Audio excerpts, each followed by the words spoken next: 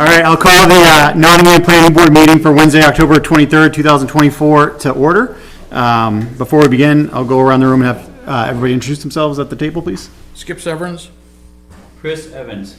John Moore. Edward Veal. Drew Stevens. And at the moment, Mrs. Bascom is not here. I knew she indicated she would not be in. Mr. Cummings is not in attendance either. We do not have any alternates to seat. So at the moment, if there are any votes, the total count will be 5. Just like to record that for the minutes in case the video doesn't work. We have a couple of items on the agenda for public hearings. We'll take them in order. Both are continued cases. The first is case number 24-011 SUB, York, 206 Mill Pond Road. Application from Jones Beach Engineers on behalf of Mill Pond Realty Investments requesting approval for a 4-lot conventional subdivision at 206 Mill Pond Road in Nottingham, New Hampshire. Identified as tax map 24, lot 2.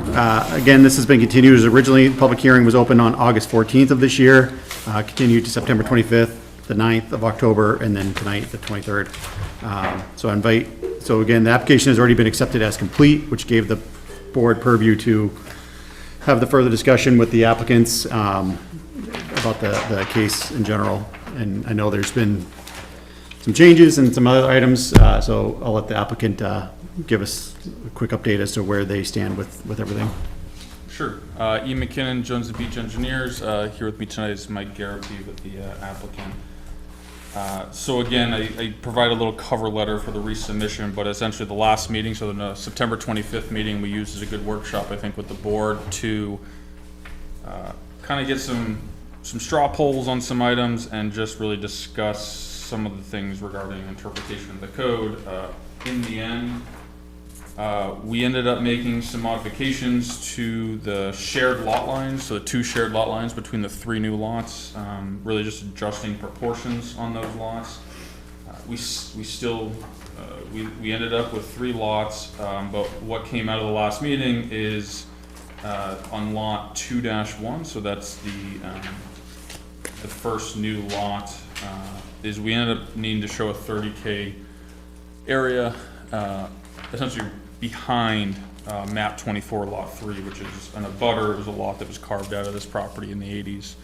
And because of that, we dug 2 new test pits for that 4K, and then again, because of some of these shifts, we needed to dig 2 new test pits on lot 2-3, which is the furthest lot planned north or east in terms of true north.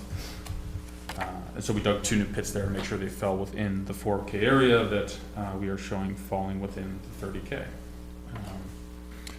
The other new item on the plan, and we discussed this at the last meeting based on some feedback from the Conservation Commission, was a desire to protect as much of the land as possible on the north side of the power line that passed through the property.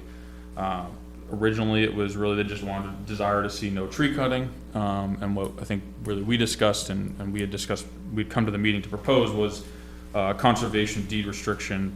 Essentially, each lot, including the existing, so all 4 lots in this project would have a portion of the deed restriction area identified on their property, and those would be included in a deed for each lot. And so that totaled to just about 5.5 acres, just a little over 5.5 acres in total across this area. So that's roughly a little over 1/3 of the total original project area of 15.5. That's essentially it. We've just updated the plan based on those changes to make sure the lot areas are correct, highlighted the new lot envelope areas, and showed that new conservation deed area. All right, thank you. So I'll bring it back to the board, and then when we have reopen the public hearing, I know there was a letter from I believe an abutter that was submitted on October 9th, so that hasn't had a chance to be read in, but I can read those comments in during the public hearing portion. So bring it back to the board for any further discussion on and no waivers requested. No, we still haven't identified any waivers so far. So we'll bring it back to the board for further discussion. I know most people here have already had a chance to hear quite a bit of this. I know I have not been at the meetings, but I was able to submit comment previously. I just have a small question. With the conservation easements, is there any, I'm gonna try to ask, will like the Conservation Commission be able to make sure that those easements are being maintained and not, used, built on improperly? Yeah, the conservation deed restrictions, actually, I know we've done, those have been something new that's been done recently. The intent wouldn't be to hand it over because usually there's a stewardship fee associated with it.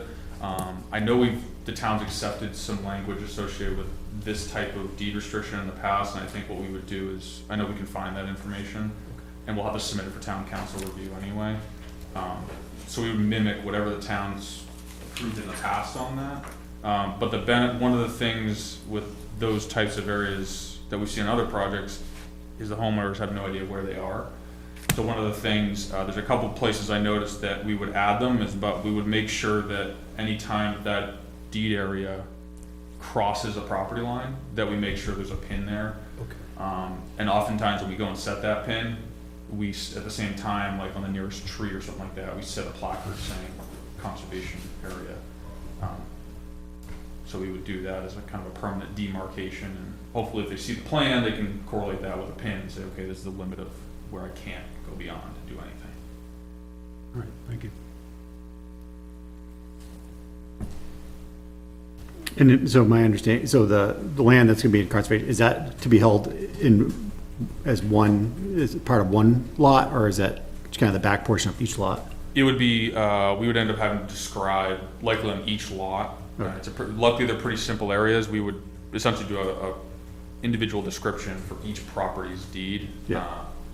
And then one plan. We would just reference that. We'll make sure the proper bearings and distances are on here. It'll be one plan, but then each deed would have their area identified. Okay.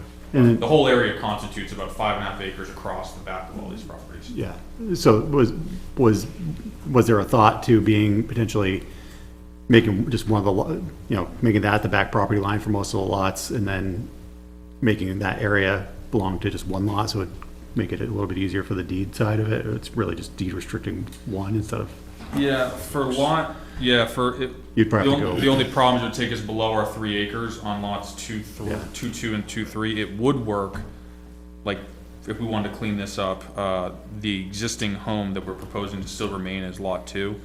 At the back there, we could have that line turn, like that could be one that we could clean up so that technically the easement would only exist on 3 parcels. yeah, can you show me, if you could, Yeah, just so- kind of quickly on the, Currently, this is the deed area. Yep. If we parallel to the easement. We could take this and turn, and this lot, both lots would still be in compliance in terms of lot area. but would you So run that that? would be a cleanup, and then that would actually mean that only the 3 new lots have the conservation deed on them. Yeah, but then you have run into a setback issue where you lose, contiguous area? Yeah, but this lot has 50, because it's so long and It's narrow, plenty, yeah, it's okay. 55,000 square. Yeah, I mean, that's a minor thing. I think if it cleans it up a little bit, Yeah, gets rid of that little triangle section for one property, that would be a little bit, yeah, and looking at it, I don't think that triangle would get us below the 3 acres on lot 2. Lot 2 is currently at 3.23.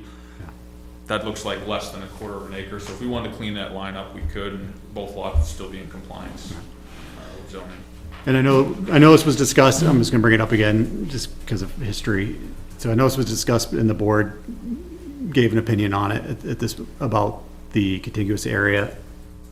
So in the past, and I'm just mentioning it again, so that we are aware as a board, the way our law envelopes definition is basically where a house can be placed is the controlling factor of the law envelope. So when you have areas that are easements that are restricted to building, that could be a private road going over a parcel or anything else, in my opinion, that bifurcates a contiguous area because you can't build on it, you can't place a house on it. So I know the board said their piece on it. We've already approved subdivisions for almost the exact same, with a continuous building area going through an easement. Can you give me an example of one? Because Yeah, White's Grove. I'll go back and look at that one, because I know we did, I know there's, when utility lines go over is one thing, but when you actually have an easement I know Route 4, Smoke Street, they had to go to zoning, and they did theirs. And same thing, so what would differentiate an overhead utility easement like this, where an applicant does not have the right to build a house underneath it, versus a private road that goes through a property? That's a right of way. I mean, it's not, but we would say that that's not a contiguous area on both sides of that road. Someone could probably be creative and put a septic underneath it, because again, it's not controlled by the town. So I think we just want to be cautious, because there's gonna be a lot of cases like this potentially in town where there's overhead utility easements and other rights of way and things like that that are precluding building, to tie the hands of the landowner. It's not done by the town, so, again, I know the board talked about it, so I'm not gonna rehash it or try to change anybody's mind on this application, because I think we've already sent the application back several times. But I did want to just bring that up. But other than that, I think the revised plan makes a lot of sense. I mean, I do like the reconfiguration of keeping everything on one side of the utilities, makes a lot of sense. And, you know, jogging that one lot property line just keeps it cleaner a little bit for the, if that's a possibility, or doing so to minimize that as much as possible. And it also looks like, if you will, less view impact on the road, because there isn't a, I was gonna say third house, but a 1, 2, 4, there isn't 5 houses there now, there's just the 4, right? Because the, Oh, yeah, I think I see what you're saying. You've got 1, existing house, two. possibly a front area, and then, yeah. That one potentially we're is- showing a potential house there in the back. yeah, Right, it keeps that so it's, contiguity on the road a little bit more. And one more thing, I just wanted to clarify. I feel like it was mentioned at a previous meeting that the proposed area that's gonna be conserved, that abuts the open space of the adjacent property. Is that correct? Yeah, a portion of it. I believe there's maybe one lot, I don't remember the Smoke Street plans off the top of my head, but there's maybe one lot that backs up to it, but we certainly do border, especially on this, north side. There might be one lot here that does back up to us, but yes, we do touch, at least in 2 areas, the open space of the Smoke Street project. Okay, thanks. And that's protected through the open space conservation, which is a little different than what we're doing. Yeah. No, but it would, so even though this is a 5.5 acre section you're talking about, it's abutting other conservation land that, Correct. which maximizes the, And I believe that land, because it would have been done under the open space subdivision regulations, would be monitored by somebody, so that's through a different, more restrictive. yeah, it's hard to find a way to take an easement on Yeah. anything less than 20 acres, or, we have Conservation Commission here, they can correct me on that, maybe more now, but in the past, it was less than 20 acres, really wasn't, was really difficult and didn't have as much value to it, except when it abuts other land. So, is there anything else from the board? If not, I'll reopen the public hearing. So, all right, I'm gonna reopen the public hearing. So for the public hearing, this is the time for anybody that's in a butter, or the in general public to come up. Anybody speaking for the application in support of is asked to come up first. Anybody speaking against or general questions, is asked to come up, after. Just please direct your questions and comments to the board, and, state your name and address for the record if you do come up. It is 7:14.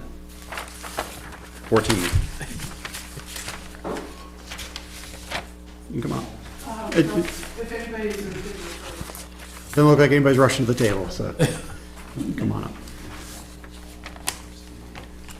And I do have a letter to read as well, so just remind myself. Actually, both of those are from us, so I can address both of them. Yeah, and just please identify yourself Yes. for the record, please. I am Sarah Ide, and I live at 209 Mill Pond Road, directly across from the proposed development.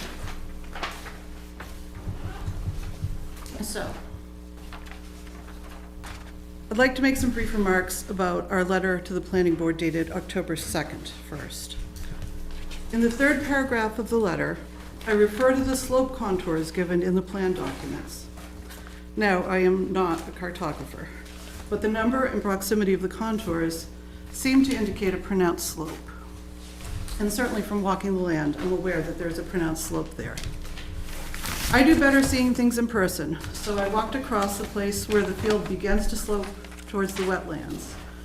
I measured the distance of that slope, starting in the field and down to the blue tape near the wetlands, which I took to indicate where the wetlands vegetation begins. I'm not sure about that, but it's right at the beginning of the marsh.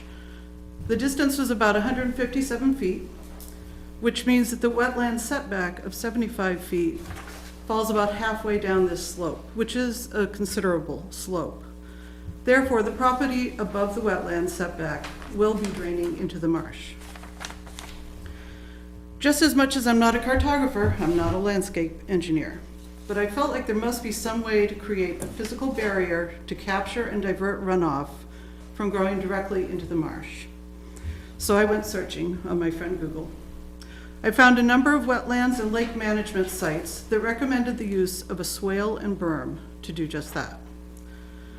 The reason I find a physical barrier for runoff so appealing is that even if the site is prepared to exact in compliance with respect to wetlands, eventually some homeowner will be unaware of the need to prevent runoff and will expand their lawn or do something else to create a situation of runoff. When that happens, a swale and berm will be ready and waiting to at least lessen the damage. Best practices seem to be that the swale be vegetated, which I hope is something the Conservation Commission could provide guidance on. Not my expertise. But the concept is essentially, you're going to have runoff coming down that hill. What will stop it? Well, if you have a depression in the land, then the water will accumulate. If you have a berm above it, before the continuing down the slope, it's part of, like I said, landscape engineering, but hopefully it will lessen the damage, and that would be the objective.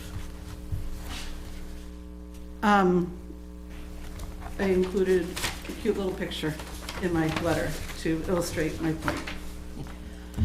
I will also mention that preserving any mature trees on the property would be highly desirable and consistent with the placement of conservation easement on the back woodlot. There are some magnificent oaks down around the marshland.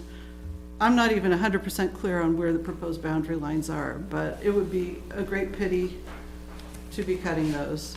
There's even, we've spoken at length about a maple on the property near the front, and the developer has kindly identified that that would not be cut.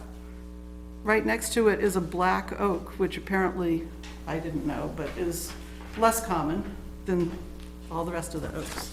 So anything that can be done to preserve existing trees, and that, I must mention, includes not running heavy equipment over the expected root ball of any of these trees, because that is a very common way that trees are damaged inadvertently during construction. So, moving on to our second letter, that is the one dated October 9th. It is more self-explanatory. The Conservation Commission has requested an environmental assessment be performed on the wetlands. I have to say, I was utterly charmed when we first moved to see a very large snapping turtle crossing our property from the marsh over the course of several years. Kept coming back, tried to lay eggs in our property, didn't produce any, went back to the marsh. Very large snapping turtle. I'm a city girl, but I looked it up and it seemed like it was about 75 years old based on its size. Now, snappers, of course, are not protected. However, I have heard that there are Blandings turtles in Nottingham, and a marsh is just exactly where they would be living. So it makes sense to me that at least an inquiry be made as to whether they are in this particular marsh. Please consider our plea that an environmental assessment be made. The proposed density of this project, which has been the subject of debate and interpretation, results in creating a building lot in close proximity to the wetlands, which to us creates a responsibility to assure in any way possible that the wetlands be protected. This is when we can protect the marsh, not after the development has been built. Thank you very much for consideration. Thank you.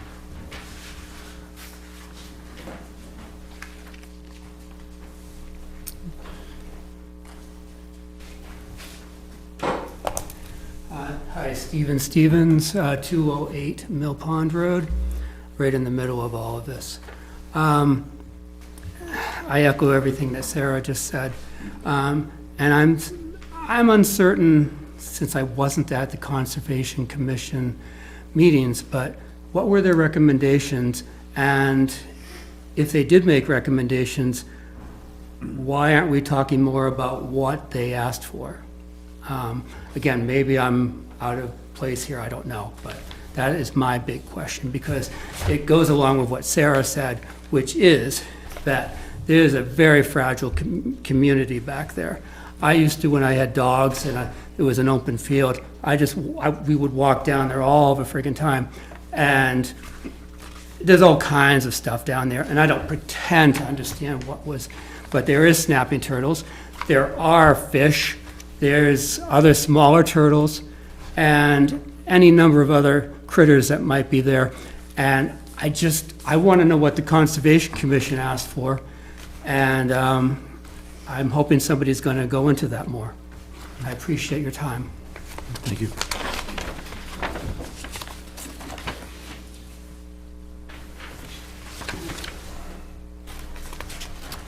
Are there any other questions or comments from the public for the public hearing portion? Seeing none, I will close the public hearing at 7:22 p.m. Pull that butters back up. So, Mr. McKinnon, or would you like to speak towards that? I believe you had a chance to meet with the Conservation Commission. If not, we do have some members here that. Yeah, I just Commissioner. pulled up the letter.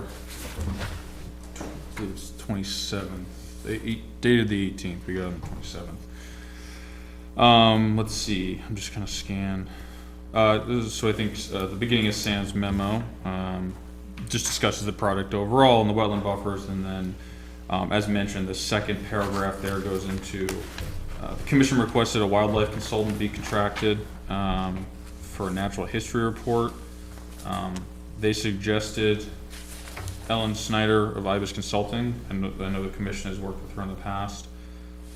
And then the second paragraph for recommendations was regarding locating the building envelopes as close to Mill Pond Road as possible. That's what we've discussed about trying to protect the rear wooded portions of the property, which we've taken the next step and done the conservation deed restriction. And then they did encourage a site walk. I think the board had discussed that at one of their first meetings, and then that didn't move forward. But the recommendation for a wildlife consultant, we talked about it, and I think we discussed a little bit with the board on the 25th meeting, if I recall. I think part of it was the cost of the study, and I guess if it was required by the permit, because one thing is it's not required by any of the state permits that we have to submit. And one of the issues, and we briefly discussed this at the Concom, is that I can submit for, say, an NHB, a Natural Heritage Bureau request. Anybody can do that. It's a small fee. I guess our concern was too, is if we do a report, I guess, who reviews it or has jurisdiction to review it, and then I guess what happens with it then? Is it just a fact finding? We recognize that it's a marsh that sustains a lot of the wildlife I think we've seen. I think the Smoke Street Project did a wildlife habitat study. And they were in the same watershed, so they identified some of those species as well as part of that. So I guess we weren't sure really what new information would be discovered with that. And we didn't contact Ellen yet. I know we had a little concern over that it was somebody that commission has contracted with themselves, and then we didn't know if we should be looking at more of a third party, if anything. I think we talked about this at the last meeting. I think I made it pretty clear that we weren't going to engage in a wildlife study. We don't think there's any jurisdiction to require one, and we recognize that there probably is some wildlife in the bog, in the pond, and we're observing all the required setbacks to it, and we're willing to voluntarily put 5+ acres into a conservation deed restriction. So I think we discussed that quite a bit at the last meeting, and I thought we kind of had put that to rest. Yeah. So I think this is the second time we've actually gone through the Concom letter as well. Maybe some folks, some of the neighbors weren't present when we talked about that, but I thought that issue was put to rest.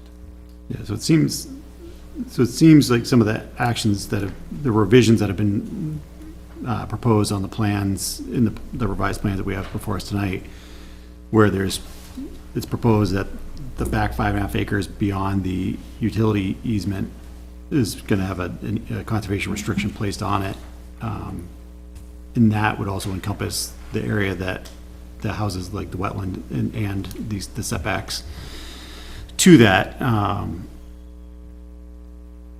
I think other than that, talking about the Heritage Bureau and there's been reference to that too, what has been done on other plan sets or in deeds, we'd have to look back to see how, it's basically just called out that, some of these species occur in this area or in, this area of Nottingham, and, if they're encountered, they should be reported and things like that. So it just kind of makes the landowners aware that may buy the properties, to try to bring that, if they're moving from an area that doesn't have these species, they're moving these to here, and they've come across a black racer or a Blanding's turtle, that they know, that those are an endangered species or a threatened species, species of concern, and just tries to help bring that education piece to it. Yeah, I think so that really is the wetland, and to go with that was, I know one of the first concerns was the slope down to the wetland. That's a good point, that especially, I think the area being described was, what we're showing is lot 2-3, which is, really the upper lot there, is that is a portion that would be, all of that wetland buffer falls within the deed restriction, and as I said, we would have pins and that would get demarcated with a placard saying conservation area. So there would be a form of, similar to other developments in Yeah, town, where it's they do get placards. And it's proposed like, that's like a no-cut buffer. Yeah, it's a metal zone. placard, they're not just paper, they're metal, they're stamped, painted metal, so they last. And I think the only other concern I heard, not related to the wildlife, would be the tree protection. Certainly, if we don't already have the standard note, we do have a standard note that we can put on the plans, but certainly something like the 36-inch maple would be, essentially they recommend you place orange construction fence at the limits of the canopy, and that generally protects the bulk of the root ball, but if we can protect more, we would, so. And there's no culverts or anything like that being proposed in this or anything that would have a, again, potentially an impact to wildlife where one type over another may be requested. No, yeah, Obviously, the driveways may have culverts at the ends of them. The road agent would determine that piece. Yeah, and even then, I don't think there would, just based on the grading of the roadway here. There actually would be kind of culverts to nowhere, but yeah, it was certainly, and I know the intent here is wherever we show a potential driveway is that it's a realistic location. So these are ones, if anybody's driven by, I did place stakes at these locations. And we think they're, in many cases, they're least impactful to any stone walls and actually use some existing openings in the stone wall already. So we certainly would review those with the road agent. And then the discussion about, the question from the abutter about potentially a berm in the areas where the slope is going down towards the wetland. Can you speak towards the efficacy of those, or the efficacy of if you have that conserved area that's like a no-cut vegetative buffer? Yeah. What the pros and cons of each might be?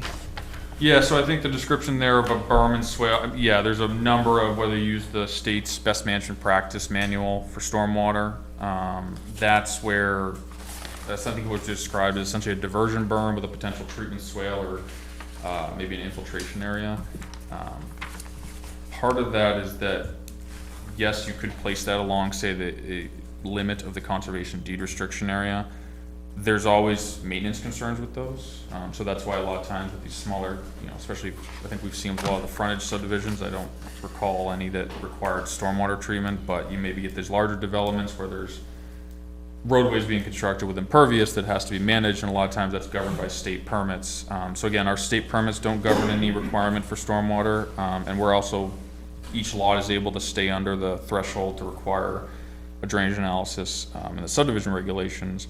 But what I'll say is one thing that is in the state stormwater manual is vegetated stormwater buffers. So the fact that we are protecting the 75-foot buffer at a minimum with that, especially, again, we're talking about lot 2-3, which is the closest thing to any of the wetland buffer areas, is that that's actually the minimum length that the state allows, that you can propose a stormwater buffer, and as long as it's permanently maintained. A lot of times they want it to naturally vegetate, but that's actually provides just as much treatment as many man-made systems, and that's right in the state's best management practice manual. And they allow that for something that disturbs, builds 20 homes and builds a road, if you can meet all the criteria, or if you're doing a single lot, this essentially would be considered a stormwater buffer. So although we're not labeling it that way, because we'd be conserving it, protecting it with a deed restriction, it would act as a stormwater buffer in the state's eyes. Yeah, so personally, I feel because of the way it's being proposed now, where the lots and the building areas are, and if there's a restriction placed on cutting beyond that area, again, I think even disturbing that area to potentially create one of those may kind of do more harm than good, than leaving the natural habitat there undisturbed. And again, given those distances, it's if you were getting close to those setbacks, I think I would feel differently. Or if you were building on one of the areas that was even steeper, or if it was going to be potentially lawn and things like that, I would definitely agree on adding some mitigating factor. But again, the whole board is here for that. And then another question, and if this was addressed previously, I do apologize. Are these homes, is there any kind of additional cistern that's being planned for these sprinkled, or is there a cistern that's nearby that's already in place for? I believe the closest dry hydrant would be up at the mill pond, the dam there, that's up the road. Yeah, which is about Less than maybe 1,000 feet. I was gonna say that or just under 1,000 feet. I'm thinking Fort Hill's The about. one on Nottingham Lake? Yep. On Fort Hill Yep. Road? Yep.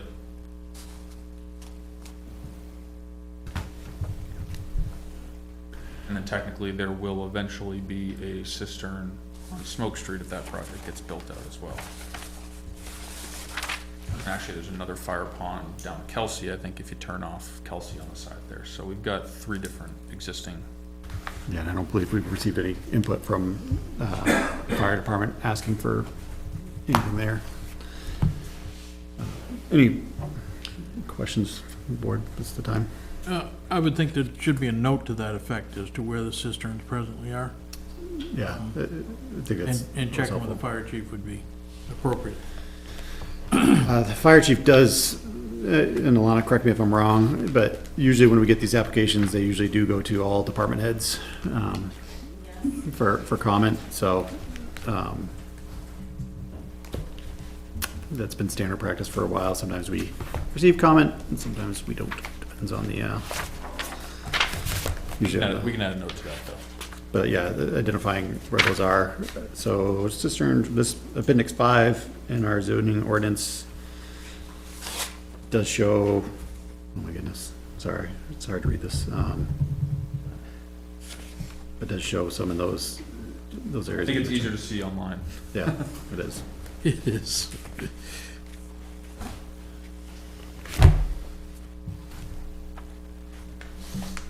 I've got a couple of questions, I guess, slash suggestions. So I know in previous subdivision plans where there have been, endangered, threatened species in the area, there have been, notes on the site plan saying that, you might encounter them, and if you do during construction, to let the state know and not to toss them wherever type of thing. Would it be possible to put that type of notification language on the plans in some way while it's being developed, so that We have room on the plans. I don't think there's any issue. So we have, there's a lot of, I think referring to is a lot of, especially with like AOT projects. yeah.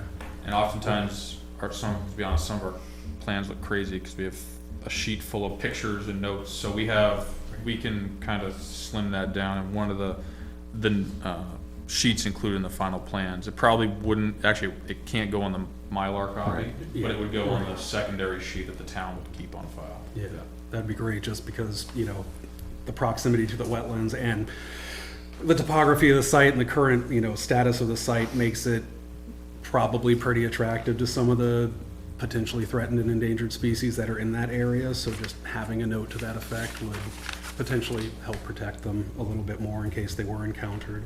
Yep. Yeah, I think that, yeah, the note on the, maybe the plan that's gonna be recorded, but then that references the other sheets, but then, yeah, you said those images, we've seen them on other plans, I think that's helpful for anybody that does come and pull the plans from the office. My other question slash suggestion, I guess, is, there was a recent subdivision that the Conservation Commission put together literature for the homeowners, about the, you know, various threatened and endangered species that they might encounter on their property or in their open space. I believe either the Conservation Commission is still working on that, or it's, you know, pretty close to being done. Would that be something you would be willing to provide to the homeowners or the potential, you know, buyers? You gotta ask. Yeah. Sounds reasonable to me. Yeah. It's already kind of made, and it would let them Yeah, I kind of can- know what's up in the area. I think that was kind of along the lines of what Ed was describing, that, there was a reference to like kind of say, hey, there's a short paragraph saying this information's accessible or something like that, but I can't remember, I can't remember what product it is, but I'm sure we can Yeah, figure that out. And that That can be was something the- that can be just be included with Sure. essentially final deeds or something like that, yeah. Yeah, it's helpful that's in the deeds, because obviously you can only control that it goes to the first property, you know, the first transaction. After that, it's hard, but if it's in the deed, at least there's, you know, a chance for people to more likely read it or see that there's a reference there. Sure. I guess just a last comment, you know, I know that this is a contentious in some ways, you know, subdivision for the abutters, but, you know, according to our regulations, you all had the right to put in 5 lots. You didn't need to do anything easement-wise or conserve any of the back lots. I think you all have done a good job, you know, very generously working with both this board and the Conservation Commission to try to, you know, make as little impact as you can, given the fact that this is going to be a developed parcel. And I, you know, just want to thank you for putting in that effort and kind of helping to preserve some of the things that we really value here in town. I think that goes a long way. Thanks. I have kind of a question that was brought up in regards to the steep slopes and the swale and stuff. Although I like the idea of the swale and everything else. It appears to me that the only steep slopes that exist that are outside of the 75-foot protective area are in the top right-hand corner of lot 2- or 4-3. Some kind of, yeah, lot 2-3 there. Yep. Is that the only spot? Yeah, and a lot of it, if you kind of look back at what it relates to, some of it is related to fill. Like in terms of cresting the 25% threshold that the town has, that would probably be the only area. And I actually looked at that when I was setting the stake at that potential driveway, and it appears that the factor of it was when the curve was put in there, a lot of that was actually some fill from the road. Okay. That just kind of chases down to the tree line. But everything else appears to be inside the 75-foot protective area, so you couldn't do it in there anyway. Is that, Yeah, and I don't even know if those areas technically meet the 25%, because 25% is still pretty steep. Yeah. But yeah. I'm just, Yeah. I'm not saying they shouldn't be swaling and that kind of, or that you guys shouldn't be swaling and that kind of stuff. I just, looking at this contours and Yep. I don't see it. Yeah, it's limited to right along the right of way there. Okay. Yep. All right, thank you.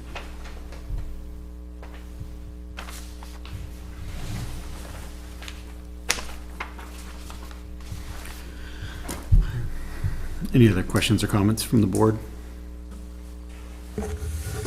If not, it sounds like we're in the position at this point on this application to act on either approval with conditions or denial. Do you want to do a site walk at all, or? It's up to the board. I think we're we could definitely can. I think we're a bit late in the game to be pushing that now. That probably should have been requested at, one of the first or second meetings. I think we just kinda got the final plans here now, so I mean, I don't know, but. It's totally Just an fine. idea. Yep. I did already do that, but I don't know if everybody else did, visited the site.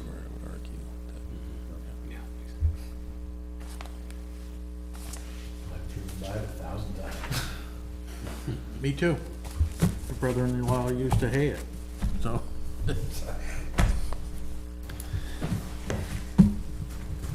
So one way or the other, I think a motion would be in order for some course of action.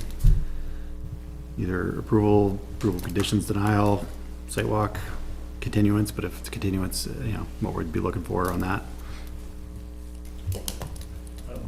Blair, did you do a summary of our conditions here, as you have done in the past so nicely? Got a few here. I think I've captured the ones that I've heard. I heard a note on, asking for a note on cisterns, dry hydrants. I don't know how this was worded, but was there supposed to be a note on the potential environmental impacts or? Notes and photos relative to regional wildlife species or something like that. That's essentially what it would be. Species of concern. Yeah, species of concern. So a lot of that's just state guidance that we can put in the plan.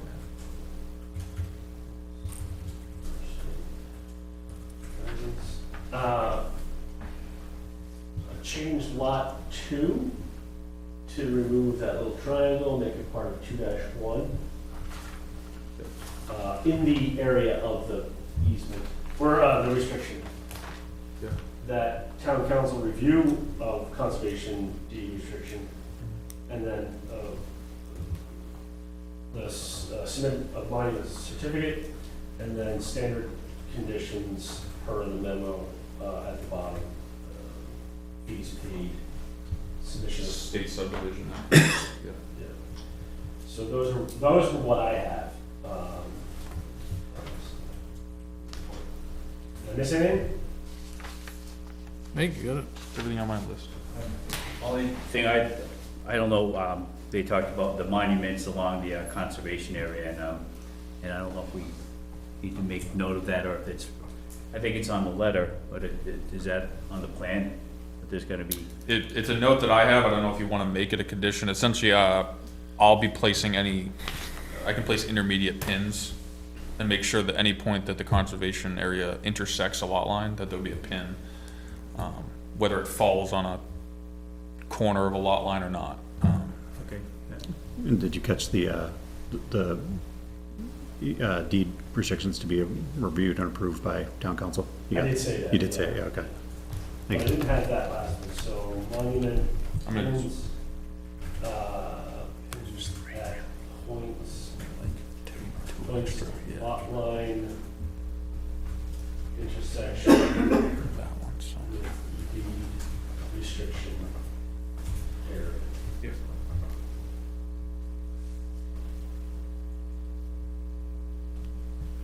So, I will attempt a motion on here. Good luck. On case 24-014 subdivision on, Yeah, you need a couple here. That's the wrong It's one. less than 10. geez, Case 24-011.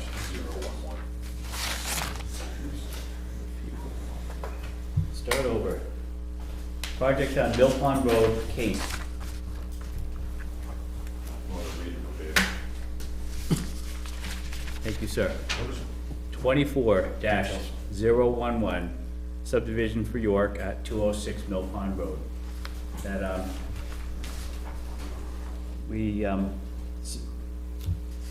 findings and review of the plan and conditions, we make findings that, for approval of a subdivision, providing that the town council review the conservation deed for the rear land, the 5 acres approximately. Monuments are set on the lot corners pursuant to our zoning and subdivision regs, And additional points are set on the conservation land, the intersection of the lots. The recorded area for the conservation shown on the Mylar. Lot 2, lot line to be changed as a condition to remove the triangle from the rear triangle behind the power line, and square up the back corner of that lot.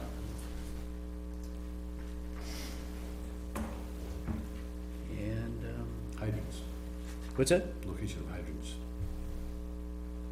The location of the hydrants and cisterns be shown on the plan or relative Told where they are. where they are. And, Species concern. Species, wildlife species concern. Did you do that one? I did not do that one. Okay. A note A note, on local species of concern for state guidance. local. Yes. That's your motion? And all fees paid. Standard conditions on the staff report. It's standard. There's a lot of motion. That's a Is there, lot. we have a motion, is there a second? You type that all up, it's fine. The motion by Mr. Evans, second by Mr. Moran. Any further discussion on the motion? The only thing I would add, and we can make sure it's in the notice, but we can try and make sure applicants are aware that if there is an approval, that the conditional approvals are a 12-month timeline. It's the applicant's responsibility to track that, not ours. So we do have a motion and a second. No further discussion? All those in favor, please say aye. All those opposed, the motion carries 5-0. Finding of fact on that is, as Mr. Evans had indicated, the plans are within our subdivision regulations, meet our subdivision regulations and zoning ordinance, and seem to be within the intent of our ordinances and master plan. Thank you. Thank you. very much.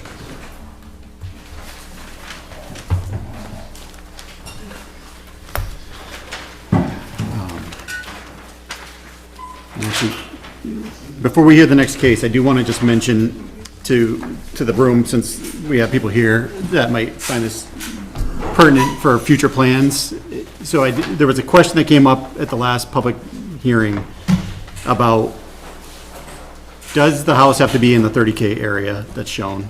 So as we discussed, the 30K area is the minimum. An applicant that has 100 acres can show a 400,000 square foot contiguous area, and they could place the house anywhere in that. But I did confirm with our building inspector, if they have a plan and an applicant comes for a building permit and they've shown a 30K area, they're only going to permit a house to be built in that 30K area. So there are ordinances out there that have additional verbiage that say that, you know, you don't have to build within the 30K, you just have to show it. The way our ordinance is written and the way it's being interpreted by the building inspector before a permit is issued is, if you've got a new plan and someone showed that this is where they're looking to put their houses, if someone looks to place the house outside that, they're not gonna receive a building permit. What does the owner of that property do if they want to put it outside? They would- It's not a subdivision. They would probably have to come in for an amended lot. We haven't had it come before us, so I haven't seen anybody challenge that. For that, that's, I don't know. I don't buy that, I understand it, but I don't buy it. But again, what they vetted out is a 30K area or 40K or 100K.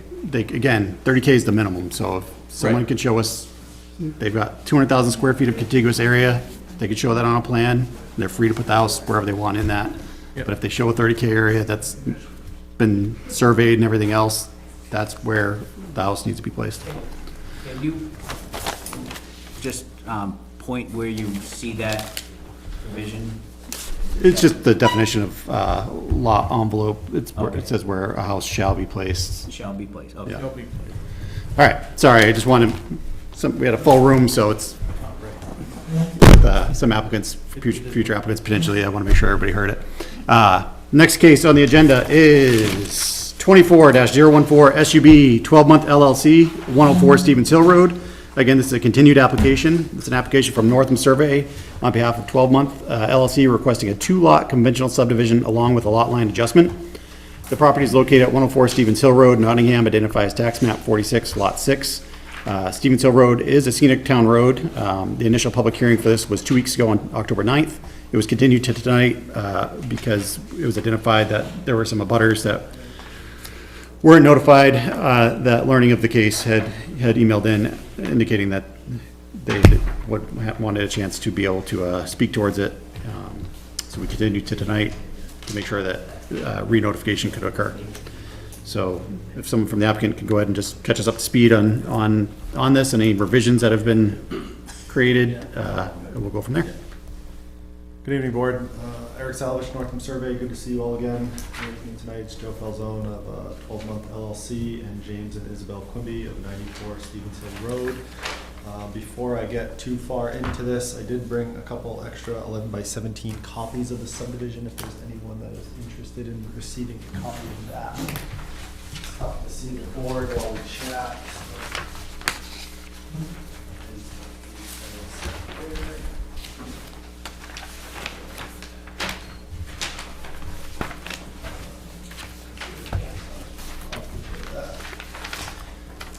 Right, now everyone can follow along. I'm not going to bore everybody with all the detailed mapping conversation that I usually throw on these things. Everybody heard that last week. If people have questions on how the data got on the plan, I can certainly loop back and answer some of that stuff. At the end of our October 8th meeting, there were a few cleanup items on the plan that we addressed. One of them was to submit a written waiver for the monuments, to have iron rods along lot lines when lot lines are longer than 300 feet, and to put granite bounds in at the corner. That written waiver has been submitted with our revised plan, and we also submitted another written waiver from Article 19, Section 19.3 for the well radius placement. That waiver is pretty self-explanatory, but that was also submitted. And we did add a potential well location on the existing lot, as well as the 4K area to hit some passing test pits and make the plan seem a little bit more clear. As you know, the existing house lot does have an existing well. It does have an existing leach field. There are no developmental changes on that lot. This is a two-phase project. The first phase would be a boundary line adjustment, transferring approximately 70 acres in the rear of the lot to the Quimbys at 94 Stevens Hill Road. That boundary line to be abandoned is shown on sheet 2 of the subdivision plan set. That's where the 70 acres would connect with 94 Stevens Hill Road. And then part of the subdivision would we be creating one new lot. That lot would be approximately 11 acres in size. We have had the wetlands delineated as previously discussed. This is a critical wetland in the town of Nottingham. Mr. Falzone is in conversations with the town on providing a access easement to the town to walk and monitor that critical wetland to continue to preserve it in perpetuity. That is not shown on the plan. That's still in discussions with the town, so we'd be hoping to wrap that up before we submit final Mylars. But I thought it was important for the board to hear that we are concerned about the wetlands out there in an effort to continue to protect and maintain those wetlands. That's why that easement would be granted. Going back to the town comments, there was one about the wells, which we talked about in length on October 9th, and I believe our waiver clears up anything additional on that. And then there was the second town comment was in regards to the topographic survey label that was on some of the plans. We did remove that label. It didn't need to be on there because it's a 3-sheet plan set. So of course you'd look at the third sheet and see that there's topographic information shown on that sheet. So it wasn't necessary, it was confusing. So we removed that tag, which would have been shown on sheet 2 of the subdivision plan set. There is a dashed line cutting across the property that resides inside of the wetland area. That just shows the board and the public our limit of topographic survey and our limit of our wetland delineation.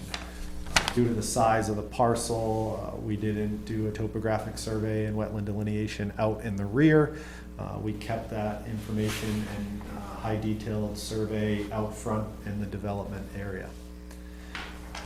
Those were the first two initial waivers that we discussed last week. I can go over that if the board wants to discuss that further later. But at that, I think I addressed everything that kind of came up at that meeting. I'll turn it over to the board for questions, comments. All right, thank you. So bring it back to the board before we open the public hearing again. So obviously we had a chance to review this 2 weeks ago. And we do have a new waiver from the applicant, as was mentioned. So we'll address those, I think, after we open the public hearing again. But is there any general questions or anything at this point before we do that? Got just a small question. Do you know what the plan is with the transferred 70 acres in the back of the lot? Any idea? Speaking with James, and I'll let him chime in, in more detail, but it would be to leave it in a natural state. Okay, thanks. Any other questions or comments from the board at this stage? If not, I'll go ahead and open the public hearing. It's 7:57 according to my computer. So I'll open the public hearing.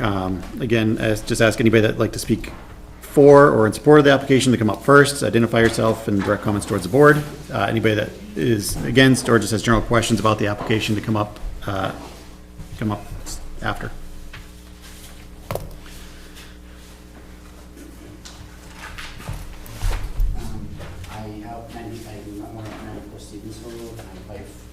We're the ones that are going to be conveyed the 70 acres, and our intent is to leave it natural the way it is. We do have farm animals and stuff, so if anything, we may open up in the future, close to the house, just for farming, and that's it. Yeah. Natural is what it is. Yeah, and your name, sir? In your name? James Quimby. James, good, thank you. Just, we have to have it for the minutes. Okay, so you're in support of the application? Yes, absolutely. All right, thank you. And same thing with wetlands and all that stuff. Obviously, we'd love to see it stay the same way. Thank you. We did have a letter from the Conservation Commission. I cannot remember if we read that the last time. But the Conservation Commission did meet with the applicant on September 18th, or on September 9th. I apologize. The letter's dated September 18th, where the applicant, Mr. Falzone, hosted a site walk with them, and 6 conservation members attended, as well as 3 additional residents. The entire area has been identified by New Hampshire Fish and Game Wildlife Action Plan as highest ranked habitat in the region and the state. Protected species are known to reside in the area. Mr. Falzone presented 3 features of the proposed subdivision: to create an additional house lot to the east of the existing house, to offer to the town a conservation easement of approximately 100 feet frontage along Stevens Hill Road to the west of the existing house that would connect to a new upland parcel of 8 acres overlooking the pond. And the 70 plus minus acres remaining backland would be available for Mr. Quimby to purchase. The commission is reassured that the pristine quality of the habitat will be preserved with this development plan. Final details, re the town's role concerning the road frontage and the 8 acres overlooking the pond, are still to be determined. At this stage, we're in support of the plan that Mr. Falzone has presented to us. Of note, the site walk was scheduled in order to accommodate 2 members of the commission and a guest who have expertise in wetland habitats. We suggest that the board schedule another site walk at a time when more residents will be able to participate. Respectfully, Sam Demerit, Chair of the Conservation Commission. So is that the only thing? I guess there's some talk there about the 8 acres and oh, sorry. Anybody else for the public hearing? Jump right into that piece. Sorry. My name is Kathleen Chesmakovich. My husband and I reside at 97 Stevens Hill Road, and I'm not here necessarily to speak directly to whether or not you approve those lot lines, but to ask you to consider, as a planning board, the impact of the construction that's taking place on Stevens Hill Road. I'm understanding that there is not a need for barriers for the protected wildlife after October 15th. You've talked about conservation before. I can attest that we are new to a home on that road. We did have a visit from a landing turtle. It was confirmed by a gentleman that I have contact with as part of the conservation committee associated with the protected species. We've also seen spotted turtles on Flutter Road. snapping on Deerfield Road that's between Flutter and Deerfield. I'm not sure as a new homeowner myself that the information that you're asking, a paragraph be added, is enough for a new homeowner to understand the impact of the endangered species in the area. But rather, if you can, and somebody, it sounds like, has offered to put together a brochure that might tell more, identify some of the species that may be there, that would be a very good thing for us as new homeowners to have. Beyond that, I would look at the road conditions. Taxpayers in their wisdom, the majority voted down improvements to a number of the roads in our town, specifically a proposed paving of Stevens Hill Road from Deerfield to the existing paving. I can say that I have seen with the construction vehicles that have gone by, the large trucks that are carrying the lumber, timber, trees off of the property or bringing in heavy construction equipment, that they have dug up that road. We have had instances where we were nearly stuck in that road. Without appropriate maintenance of Stevens Hill Road, we're going to have continued problems. It was not attended to until May of this year. There was a section of it that was completed up to the paving. By May 6th, just shortly before that, we were sponsoring a birthday party for our grandchild, and had to contact the people that were coming and say, be extremely careful because there is no way to avoid the potholes that were in the road between the end of pavement and our home. I was thanked by a couple of the couples that were there for that warning because it was so bad you could not go one side or the other. As part of your approving of new homes in that area, with the construction that follows it, I need you to consider your ability as a town to maintain this road, or to look to those that are completing the construction to be considerate of it, maybe look at limiting the weight. I don't know that limiting weight just makes more trucks, if that will help us at all. But that is a consideration for us. It is wear and tear. There are additional costs when we hire people to come in to collect our trash because we are on a dirt road. I don't necessarily expect you to pave it all, but I do expect to be able to drive a road that I don't have to drive in the middle or the opposite side of the road in order to avoid potholes. So please expand your consideration as far as the road maintenance is concerned, particularly with the construction that's coming in. I know I was part of, a 6 or 7 lot subdivision on Stevens Hill, and you were talking about a couple more lots being added, and I think there are some more that are further down before you get to me. So road is concerned, conservation is concerned, again, I felt bad that our house was in the way of that poor little landing turtle trying to lay her eggs. I appreciate you let us speak to this guidance. Thank you. Thank you.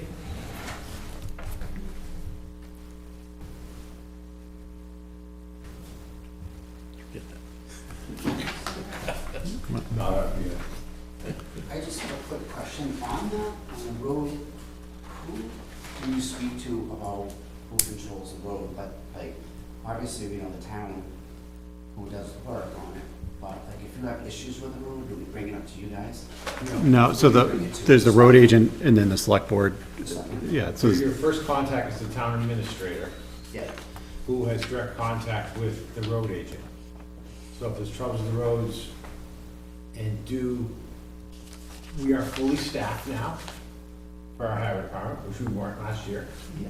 We have 3 people on our staff now that can run our grader, which we didn't have before. Yeah. So due to the circumstances that you saw last year, I've been in town a long time, I'm sure other people have. Spring, you too, right? Spring is always something of a dirt road dilemma.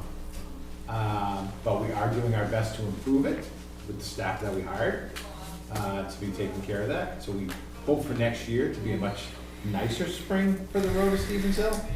But of course of paving it, and again, we're not going to get off this real quick because it's not part of any of our conversations tonight.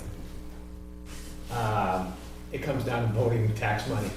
So if you feel strongly about it, get all your neighbors to go out when we have our elections, when we see these warrant articles. Well, in Stevens Hill being a scenic road, though, does have additional protections, so before the town could just even go and upgrade it and pave it, there would have to be a public hearing for that, because again, that road was marked as scenic road, which would have been a petition warrant article from individuals on the road to create that as a scenic road, to add those additional protections in there, at some point, so. But there could be better drainage on the road. There can be, Plenty of yeah, it upgrades. doesn't mean there can't be improvements, but I'm just saying, but The funding just wasn't about there. paving specifically. Anybody else for a public hearing piece of it? Mr. Demare?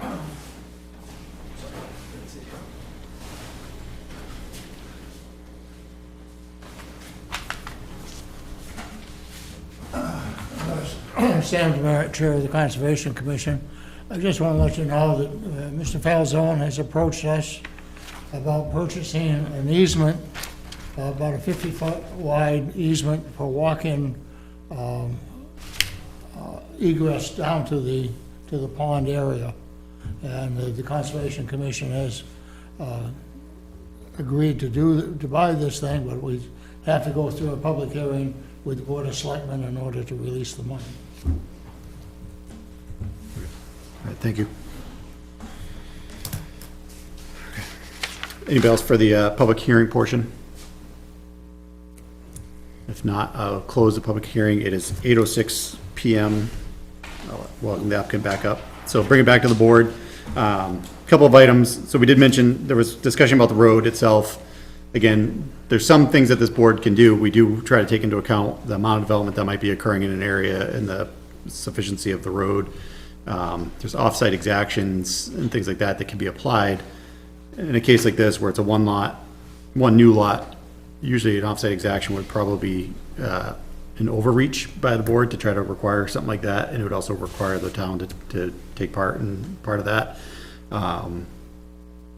It would be concern on my part, you know, if there's continued development on this road, especially as you get towards Kate Road in that area, where it's just because of the narrowness of it, and in a lot of areas, possibly the inability to widen the road. So I know our road agent in the recent years has started posting some of the town roads during the spring season to weight limits, which can delay, you know, construction for things and some other items.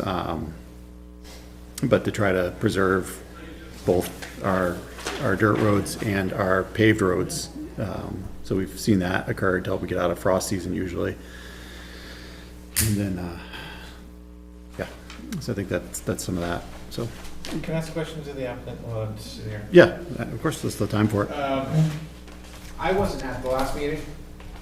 Why'd you cut it up in this way? Why'd you make one lot 11 acres, and why'd you cut it up in this format? Is there a reason why you went 225 feet in this front for this one lot?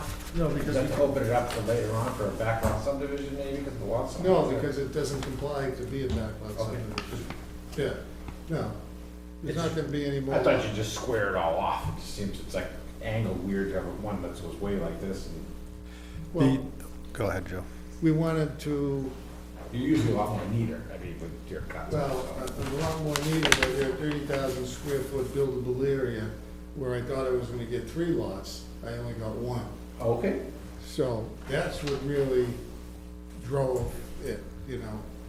It isn't always a cakewalk, No. you know. Try to make it that In way, this- I'm sure. In this case, it was not.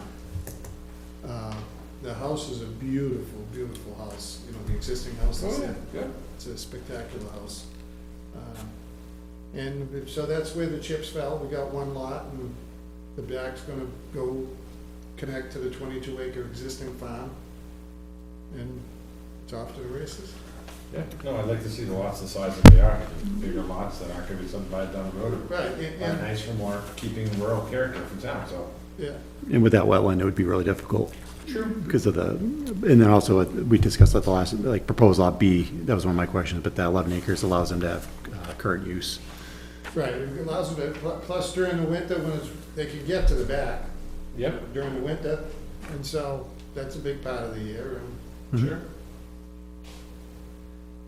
The original concept was clear cut across the back, and then we adjusted the line moving in to keep the 1 lot at 11 acres, and then also to get the 70 acre transfer. So that's why the lots are kind of staggered, and, you know, we create our first initial plan, and then we make changes and things change for sizing and. Nope, the rhyme and reason makes for the explanation, you know, Yeah. so it's all fine and dandy.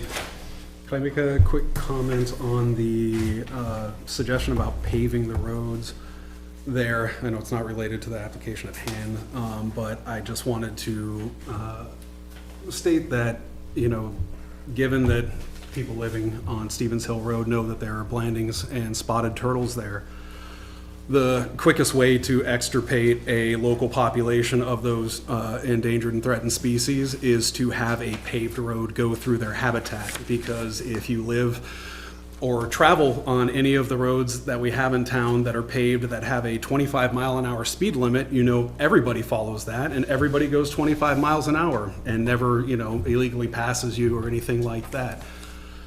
So aside from just filling in the wetlands themselves, paving a road is pretty much the surefire way to extirpate that species. And it's not even an immediate thing. It's something that happens over 10, 20 years as they get hit every other year, but they can't really replenish their population in time to, you know, overcome road mortality.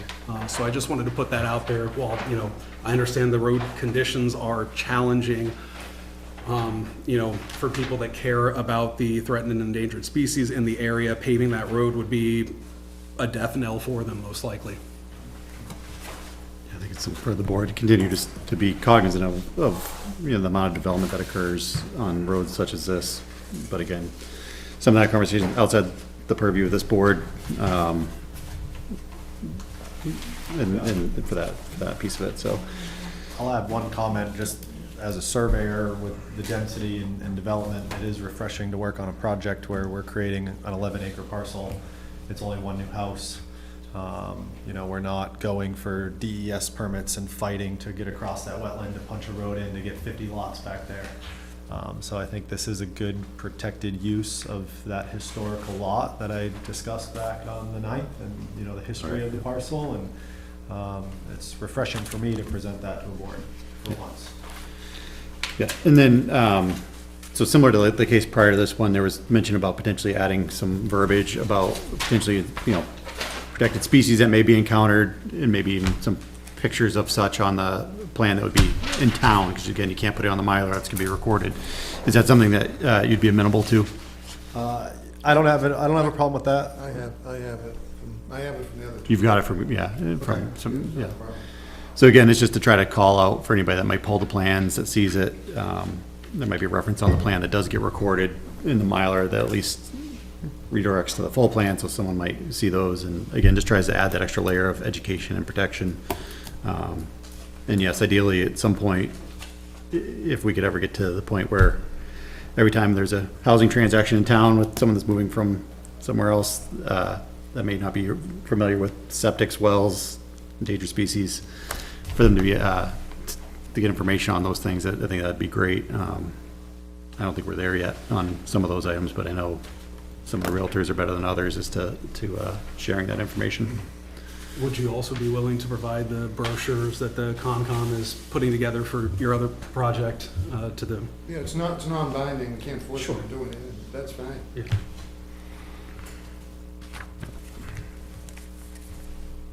You might have to up your budget. Sorry.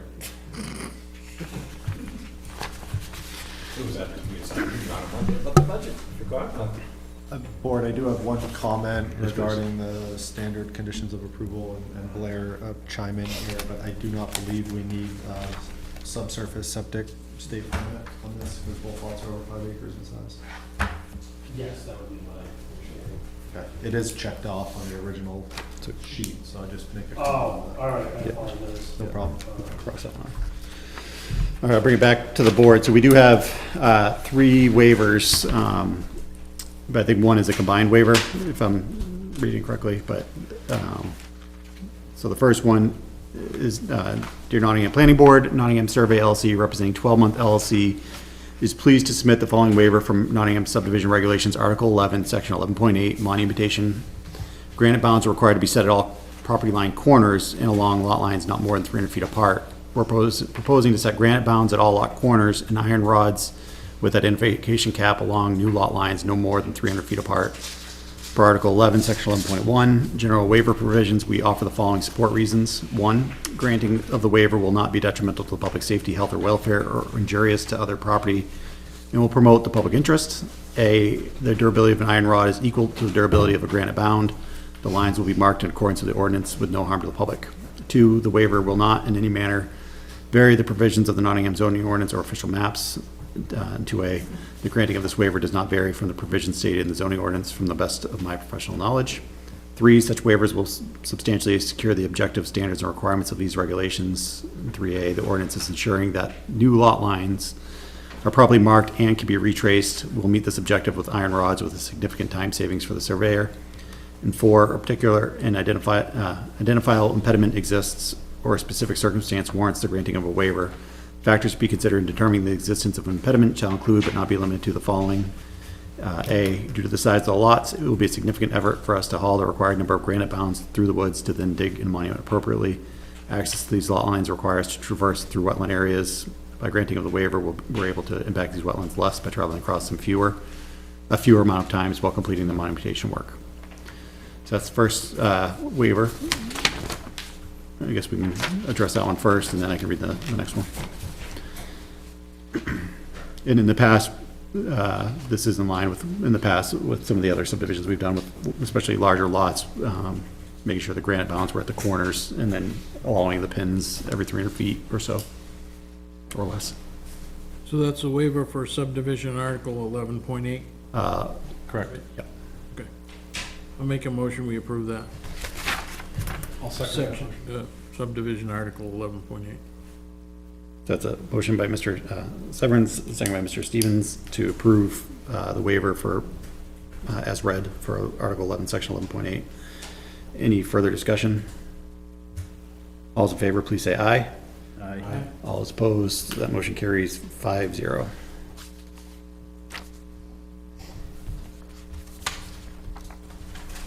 All right, and the next waiver.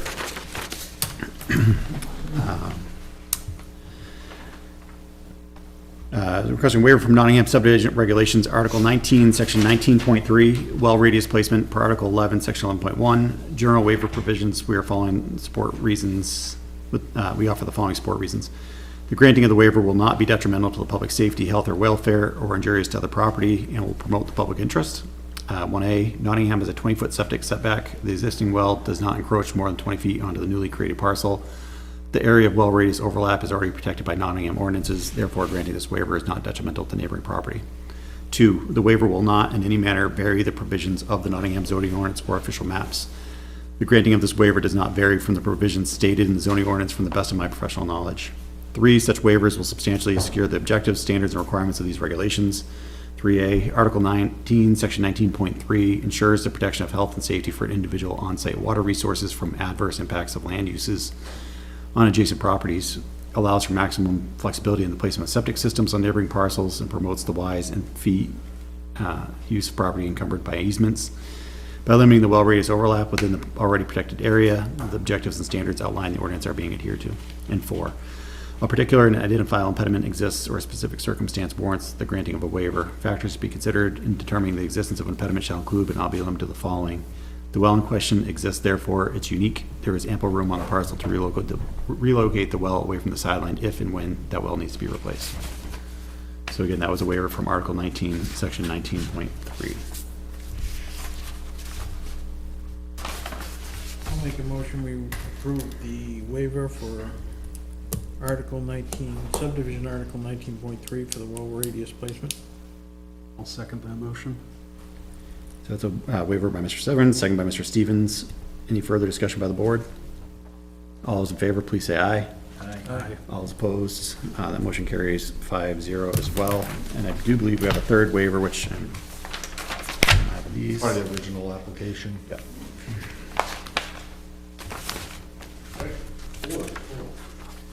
Yeah, it's four waivers in total, but I think on the original application, we combined Yep. the topographic survey and wetland delineation survey in one waiver, because it's all the same reasoning. Correct, I've got it right here. I apologize for not having it with my other ones. So the next waiver is a request from Articles 8.3, Section 6, and 8.3, Section 9. So Section 6 is the topography, and 9 is natural features. In regards to topography, we depict topographic contours within the developable area. The purpose for the waiver is not to show topographic information on the entire parcel due to the size and not plans for development. And for 8.39, natural features, wetlands were delineated adjacent to the developable area. We request a waiver for delineating wetlands on the entire parcel due to its size, and again, no plans for development. And again, this seems in line with what we've done on other large parcels where, we've required the topography and natural features to be shown in areas that will be part of the lot envelope or part of what's gonna be disturbed. And, it's been pretty consistent where waivers have been considered for larger lots for these two items. But it's up to the board. as Make a always. motion to approve the waivers for Article Section 8.36 for existing grades and Article 8.39 for the wetlands delineations. I'll second that motion. So we have motion by Mr. Severns and second by Mr. Stevens to approve the waiver for Article 8.3.6 and 8.3.9 as requested. Any further discussion? All those in favor, please say aye. Aye. All those opposed, that motion carries 5-0 as well. All right, that brings it back to the board. So we have a few items that we've identified. Again, I think we're at the point of the night or the point on these plans, where either approval, conditional approval, or disapproval would be in order. If a continuance is requested, that would be up to the board as well, but the specific reasons as to why we would be asking for a continuance and what deliverables or additional information might be needed would be requested.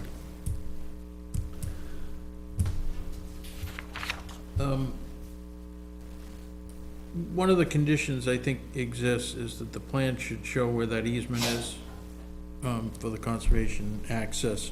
We don't have that on the plans now, right? But we just know that it's gonna be at the far end of where the house lot is that abuts the Yeah. Verda. Okay. So it'll be on the northeast corner of the plan, furthest, on the opposite side of the new house lot, along the stone wall, down to Okay. the wetland. They have to go to the selectmen first, then. Right, and you'll provide a new plan for that?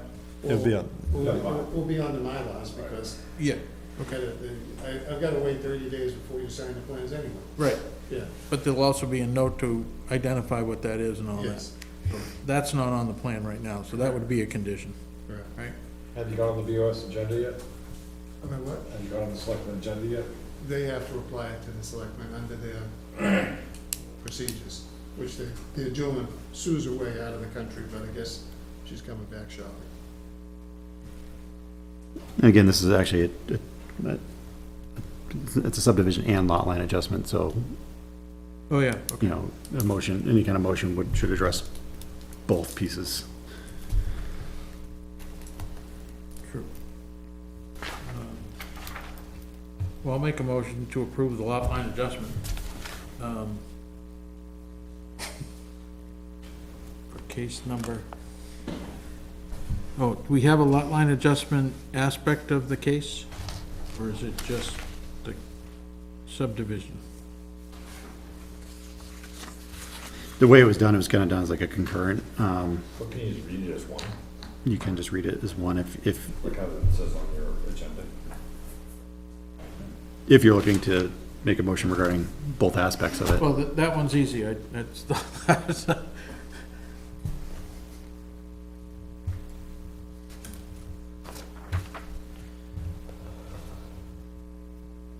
That's how if you ask me. I see it as two things, but I don't have different case numbers. No reason. one No, for it's just that. kind of done as a, yeah. But I don't wanna approve the subdivision, because I'm not doing that yet. All right, I'll make a motion to approve the lot line adjustment portion of case number 24014, subdivision 12-month LLC on 104 Stevens Hill Road. How's that?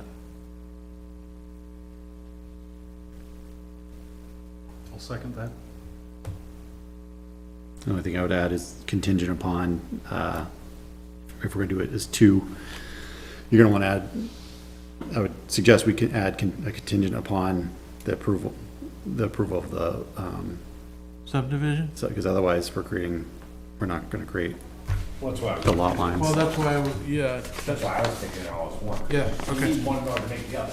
Right.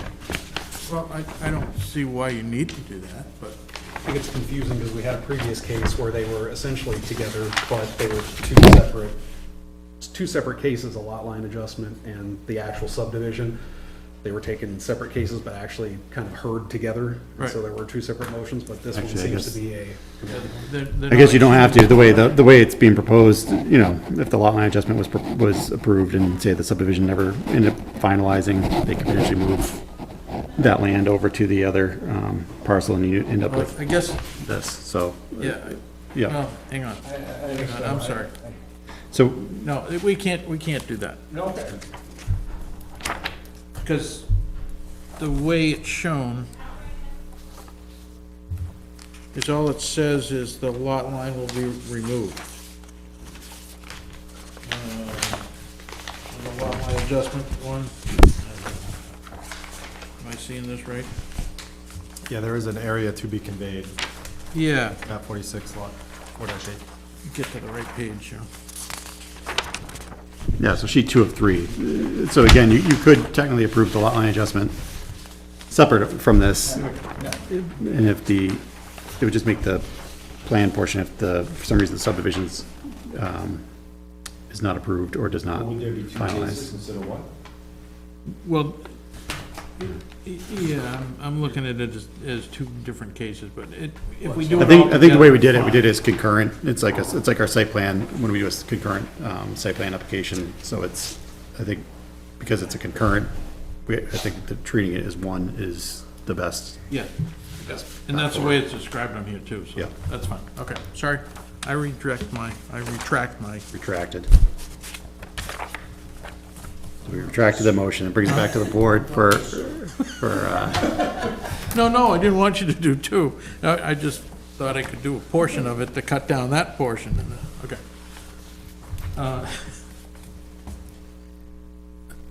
What do we got for conditions? Just the one that was, Waivers. Well, We approved the waiver. We're gonna vote on it. What we need is, review and approval, by town council of language for conservation easement to the Nottingham Conservation Commission. Revise the Mylar and plans to show the easement. Add a plan note on local species of concern per state guidance. Comply with standard conditions for the staff report, but note that the applicant does not need state subdivision approval. The lots are greater than 5 acres. what was your If you want third? to make the motion, I'll just read it again. Okay. I'll make the motion to approve. Case number 24014, subdivision 12-month LLC for 104 Stevens Hill Road with the following conditions. Blair. Review and approval by town council of language for conservation easement to the Nottingham Conservation Commission. Revise the Mylar and plans to show the Nottingham Conservation Commission, conservation easement. Add a plan note on local species of concern per state guidance. And comply with standard conditions per staff report, but note that applicant does not need state subdivision approval. Lots are greater than 5 acres. So we have a motion by Mr. Severns. Do we have a second? I'll second that motion. We have a second by Mr. Stevens. Is there any further discussion? And again, all conditional approvals have a 12-month window. We'll put that on the notice of decision as well. All those in favor, please say aye. Aye. All those opposed, that motion carries 5-0. And again, findings of fact, in support of the motion is that the application meets our zoning and subdivision regulations, and appears to meet the intent of our master plan as well, especially with the protection of the wetlands and open space. Thank you. Thank you. All right, so I want to go back 1 second. One of the conditions you put in there was the one about the homeowner getting a thing about the turtles or whatever, right? And that's gonna be provided by the Conservation Commission. There wasn't a note included in this one about giving that brochure, the applicant agreed to do so. But he's getting the application from the Conservation Commission, right? The brochures are being put together by the Concom, but I don't know that they're the ones printing and distributing them, or if they're just providing them to the applicant to give to the homeowners. I don't know that part. I'm not clear on that yet. We should probably start to clarify on how that process is gonna work. I agree. Whether we mail it out as a town, as like a welcome packet, saying, hey, guess what, this is from the Conservation, and we take it out of the Conservation's budget. All right, because we did have a budget meeting with them the other day, it was going down. So if we're gonna do this future up, and you think there's 25 houses, and I don't know what this packet looks like. Is this packet something that's 2 pages long? I haven't seen Or it. is it gonna be I mean, the cost of the packets, the amount goes into it, the amount of mailage goes into it, the amount of houses that are going in? Because now if we do this here, I mean, wouldn't it be nice to send it to every new house that goes out? Because every new house that goes out is gonna have conservation land around it.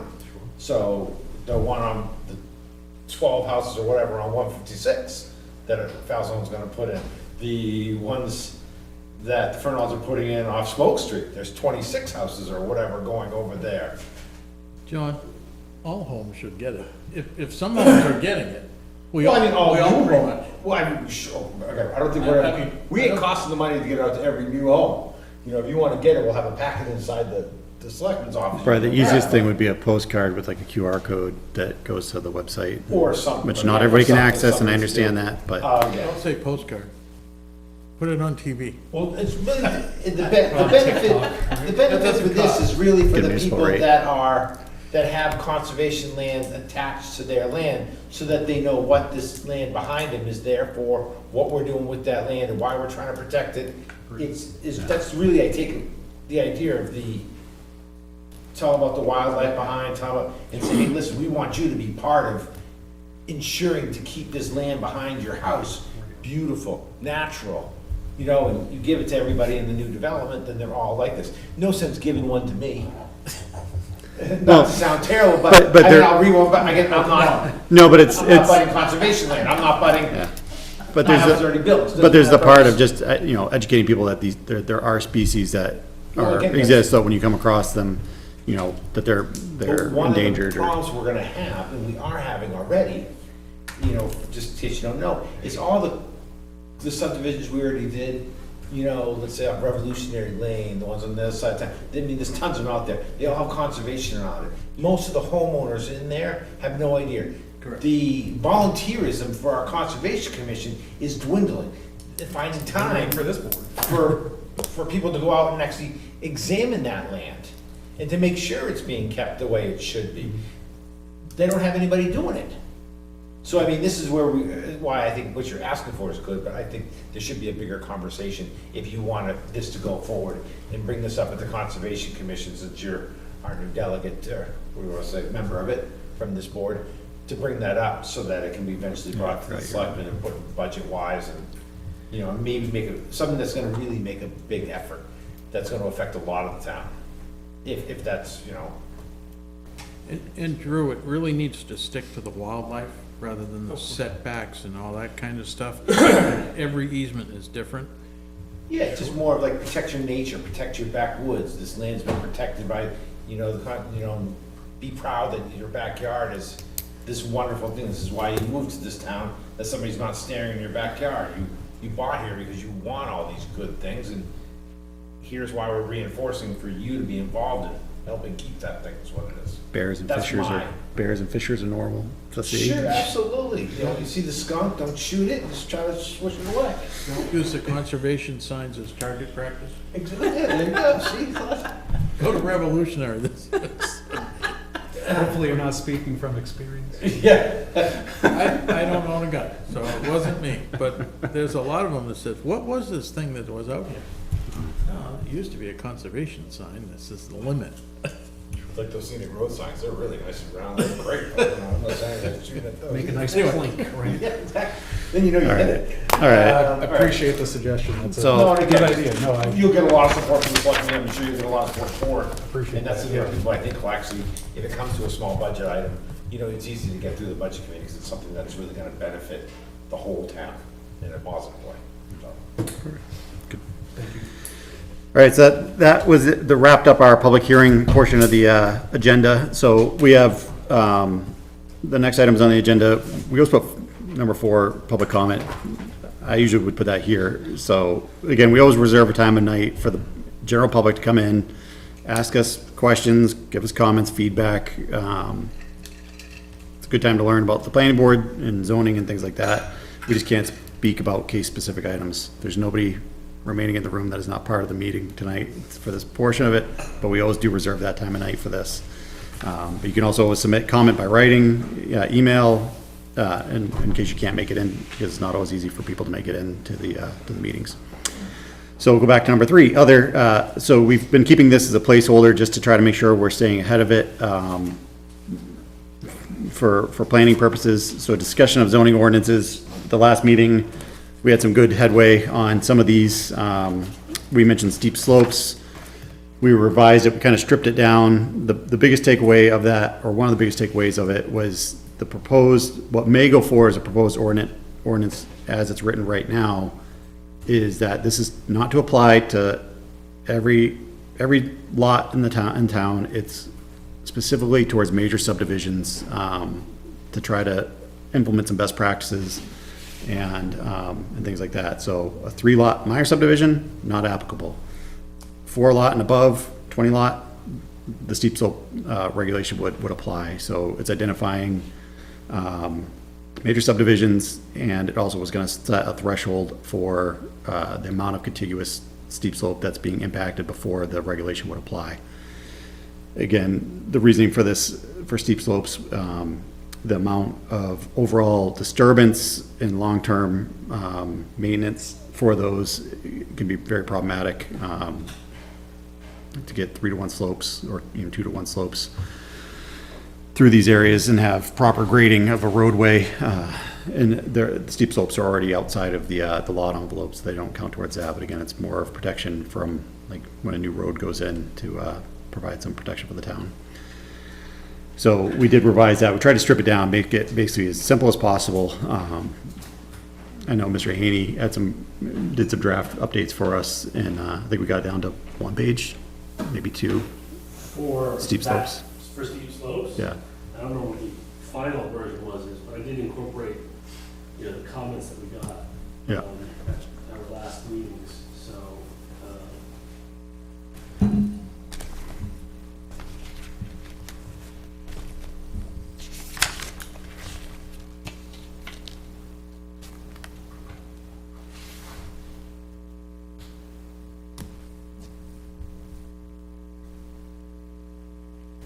Two pages. 2 pages, because we've got quite a number of definitions.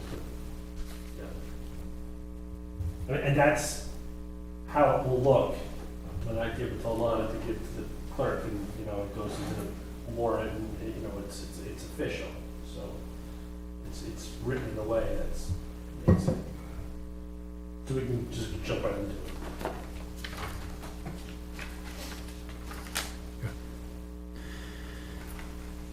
So that one, do you feel like we're in a position with that one, that when we get closer to warrant article season and putting it out to, like, the town council to review before we went to a warrant article or public hearings for a warrant article, that it's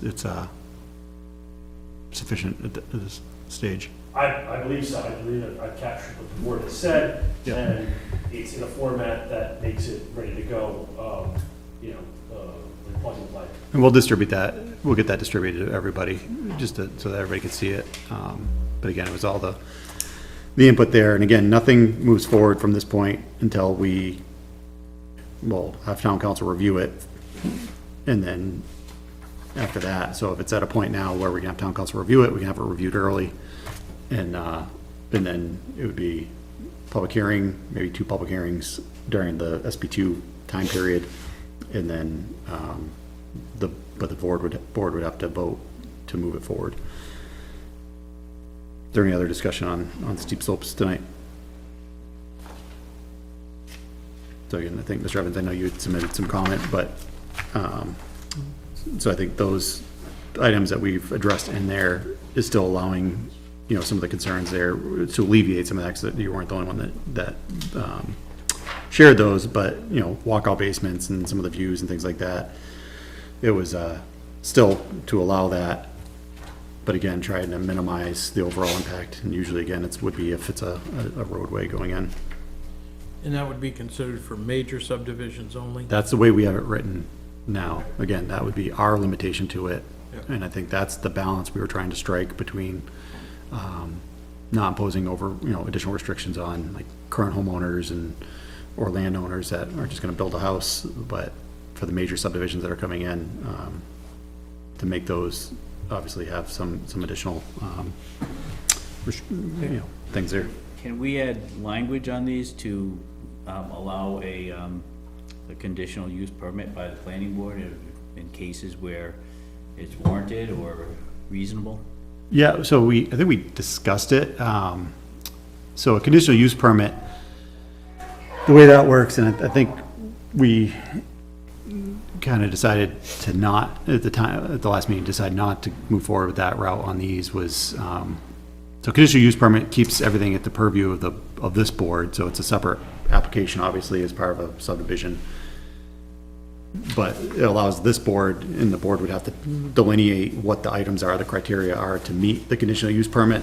But if it's denied, the appeal does not go to zoning, it goes to Superior Court. So, right now, if we leave it in, if we don't have a conditional use permit in there, and an applicant wants to appeal it, it would go to zoning. There's also special exceptions, which make the variance process less restrictive, and again, sets criteria for them to be able to go to zoning and apply for a special exception. But I think, I couldn't think of any, I guess I couldn't think of anything that would, what those criteria would be. I'm confused. Conditional use permits associated with steep slopes? Right, because if we put that in the zoning, yeah. So like with anything we add to, with anything gets added as in the zoning, especially an overlay district or something like this, you can always add special exceptions, conditional use permits as part of that, but then you have to bullet out the criteria that they must meet to satisfy those, basically the judgment criteria. Seems like restricting it, to major subdivisions like we're planning to do, and then, having it be an appeal, for a variance from the zoning board makes sense.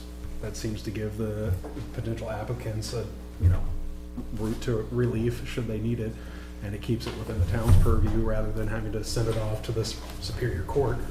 I think makes sense to me. So the waivers that are given, is that on a current, is that a conditional use?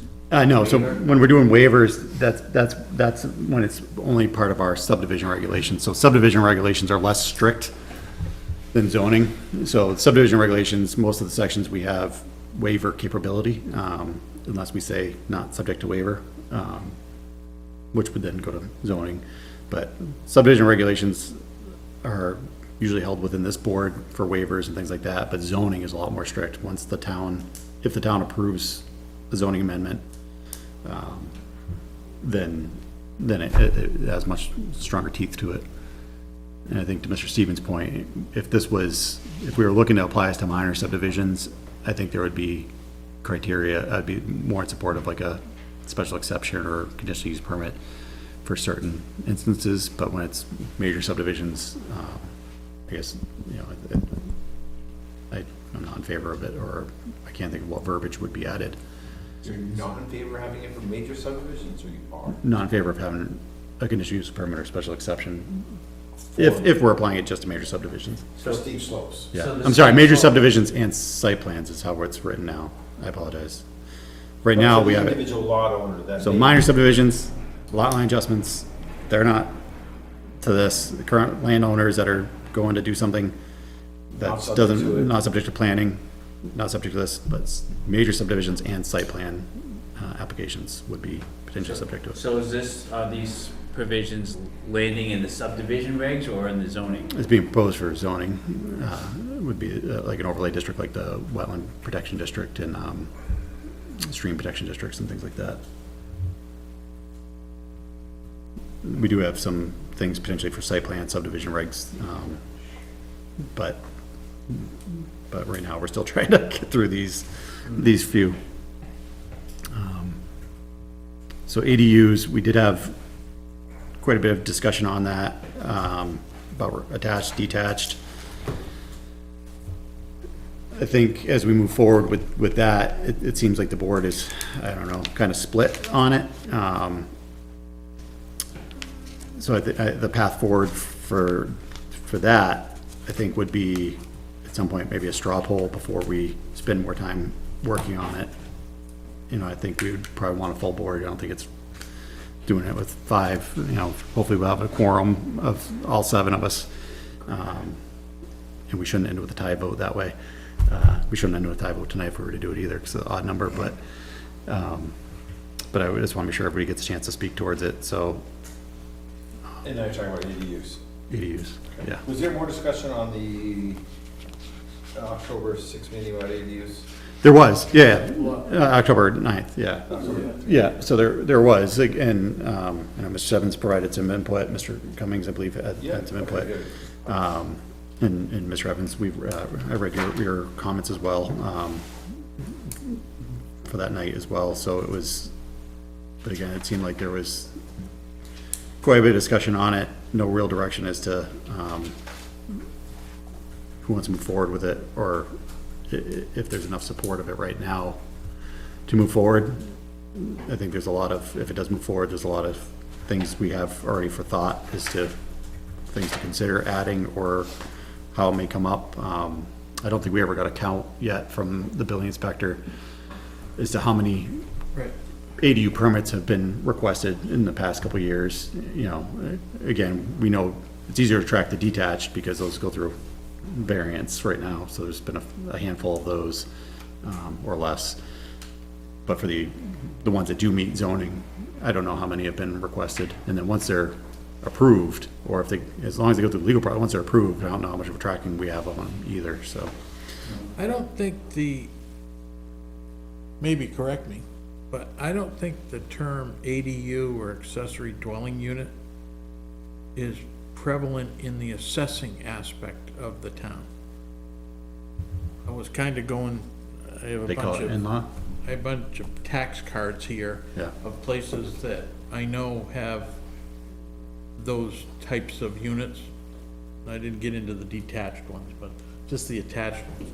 And it's all termed mother-in-law apartments, which is, or in-law apartments, I should say, which is kind of the terminology that used to be in here before the accessory dwelling units existed. Even the place on Berry Road, that has 6 apartments in it or whatever, it just indicates 6 living 6 units. units or something to that effect. That never met town regs anyway. But it doesn't appear that the use of ADU is in there, even though it's been in our regulations for quite a while. So I don't know what that means. I think, well, I can't speak towards the assessing, maybe Mr. Moran can, but ADU is how it's listed in the RSA's, so I think that's why, and an ADU is much different than, by definition, than a multifamily. Right. Because there's restrictions and stuff placed on it. Yeah, But I don't know, the language with assessing, that's a good question, I don't know, you know, what the standard verbiage is for. The assessors can run a data search, which I've asked them to do in the past for something, I don't remember what, but. And they can take a little category like an in-law apartment, ADU or whatever, and say, give me all the properties in the town that have that, if they have that information. Yeah. Usually when someone applied for a building permit, if they applied for a building permit to add an in-law, it would go to the building department, and then eventually the assessing department once the CO was issued, and then they update the assessment, in theory. But Yeah, In theory. in theory, that's why I went looking that way, not, I didn't ask. But, you know, people added one themselves without a permit, and Yeah, no, these were ones, I thought that, I went specifically for ones that went for some sort of a conversion kind of a thing, portion of the house or whatever for Yeah. conversion. And there was nothing in there that seemed to indicate that, so. I thought that was strange. And they were relatively recent, so I would have thought they would have used the ADU terminology. well, the detached ADU was in the state legislature this year, but it got defeated because I think they added some like, extra junk on it. And, Yeah, And I'm I not, didn't agree with it either, perfect, just kidding. but it's gonna come back again. right. For I sure. didn't look for detached. I don't know why Avatar puts it that way, on their. Well, you would think they would, but I mean, You think they'd use the terms ADU, yeah, you know, but it's something we can ask, Yeah. he's here every other Thursday or whatever like that, so. He might be here tomorrow, so you can, if you're busy or not busy, maybe he's quick call in and find out, see if he's here and come and ask him personally. who's doing it, Dan? I don't know. Chad, yeah. Oh, It Chad's wasn't doing it? John, that's Chad. Is it once a month that's all here? Well, I think so. Okay. You might say, you know, show me, do a date for all houses that have more than one kitchen. We don't have anything on our November 13th agenda right now, right? And we didn't receive any new applications. Okay. So right now, we have one meeting right now that's scheduled for November 13th for the planning board. And currently, we have 0 applications for that night. We haven't continued anything. We're beyond the application acceptance period for new applications. You can still get conceptuals, but there's nothing else on the agenda. So I think that's gonna be a really good night for us to continue to address these. And then the next subject, which is site plan subdivision regulations review. I know we have a list that Mr. Aney had provided previously. I'll go back through that and see, plus, you know, the only thing I ask is every board member, go ahead and take a read through them, see if you identify anything else that's, you know, with fresh set of eyes that's just contextual, you know, grammatically incorrect, like my sentence was right there. Things like that, or it doesn't read right, or maybe it'd be a spot we can update. I know there's some mapping areas where we should update the maps. That'd be part of that, so, so I do want to keep moving forward. Setbacks for pre-existing non-conforming lots, that's again, clean up the verbiage. We, I believe, tried cleaning that up. We discussed that, and I think we got to a point where we're, understanding of that, of what we were looking to do there, and that seemed like a pretty quick fix. Not listed on here is obviously the definition of lot envelope, trying to clean up that verbiage a little bit. The way it's written now, again, isn't, it was never updated about the septic, so it doesn't read correctly right now. By the way, that comment that you made earlier in regards to building inspector, that's the building inspector's view of it, right? That's the way it's been interpreted. I believe we've had By the building inspector. by this board and the building inspector. Okay. And I believe at some point in the past, I feel like we did send that out to legal as well, where someone was showing the same thing, and they had to get a variance to propose. They're showing like a 30,000 here, but they wanted to put the house Yeah. closer. So they had to get a variance to be able to do that. Again, the controlling language of that is each lot must contain square foot contiguous area lot envelope in which a house and septic system, so that piece needs to be cleaned up, shall be placed. Yeah, So again, that's the word, right? whatever applicant is proposing a subdivision and they're placing that area on their lot, they're the ones that are determining where that future, so the house can go anywhere in that 30K, but if you want to go outside of that, then. But that's the applicant, that's not the person buying the lot. That's my concern. Person buying the lot has full control over that lot as long as it meets Sure. But you're, regulations. And so I'm still asking, what do they submit and to who to put a house someplace other than what has been established on that plan? they would have to get Building envelope. they would have to get a variance. To what? A variance to the requirements of the law envelope. to the requirements of the That the zoning house- requirement? 'Cause- Lot The house envelope? shall That the be house in the shall be envelope. placed in the Yeah. 30,000, they'd have to get a variance from that, because it says the house shall be placed in that 30,000, so if they want to place it. But that's when you're doing subdivisions and that kind of stuff. But again, but when you're buying a lot, you are buying restrictions as well. I mean, you're buying, maybe I didn't want the lot line on some of these, we're seeing that's, jagged here and like that, but you bought it that way, that's what you agreed to. So you're agreeing to Well, the house placement. I hear you say that, but I mean, it's, I don't know. So again, It existing, doesn't sound right at all to me. It doesn't seem like something that this board should be approving, as that's where it should be. I understand the lot envelope aspect, but where a house shall be placed, where a house could be placed, yes, because that's the whole idea of the lot envelope, but not shall be. Now, if the idea is, what we really want to do is prove the lot as being buildable, we should require the fact that they show us on the plan what areas on that lot can develop a suitable lot envelope and make, if you have to cross a wetlands to do it, then you have to provide us with all that information to get across a wetlands. That's the way I have looked at it in the past, but that's, yeah, and that's correct too. I mean, if someone is showing that the lot envelope is Shelby behind is. wetlands, they to have me to. is- It's strange, I guess is all I can say. I feel like what the board could consider is amendment to the approval of the subdivision, correct? As opposed to variance, which has, I guess, but But- how would you treat it if it's just one lot of a 10 and 20 lot subdivision? You can't. It's only one lot, I mean, I don't understand what happens, and who approves it? Us? I don't think so. Is it the The zoning original, board? but I think it's, well, if it was an amendment to something, then it would be this board, but again, I don't think, how would you ask for Yeah, an you're amended subdivision if you don't control that subdivision? You only control your lot, so you can't ask for an amended subdivision, I wouldn't think. Well, yeah, that's why, somehow or another, something doesn't fit on that, in that piece. And I think it's the shall be where a house is placed. To me, that doesn't make any sense.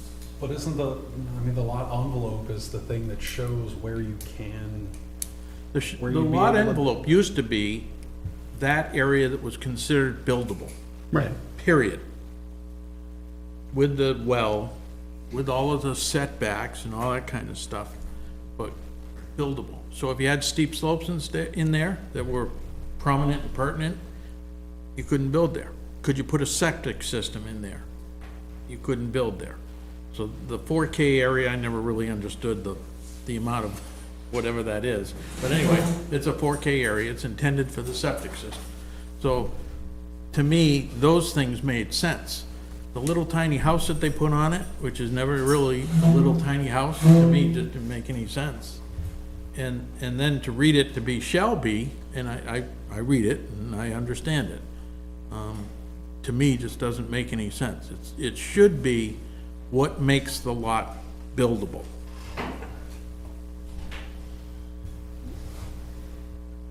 As I see it. I mean, that's just me. So if someone was, in that case, if someone's coming in and they've only shown it's a 10 acre lot, they've shown the 30K or 40,000 square feet somewhere Yep. at the front, but they're saying, well, I want to put my house way in the back. Yeah. What do they have to meet?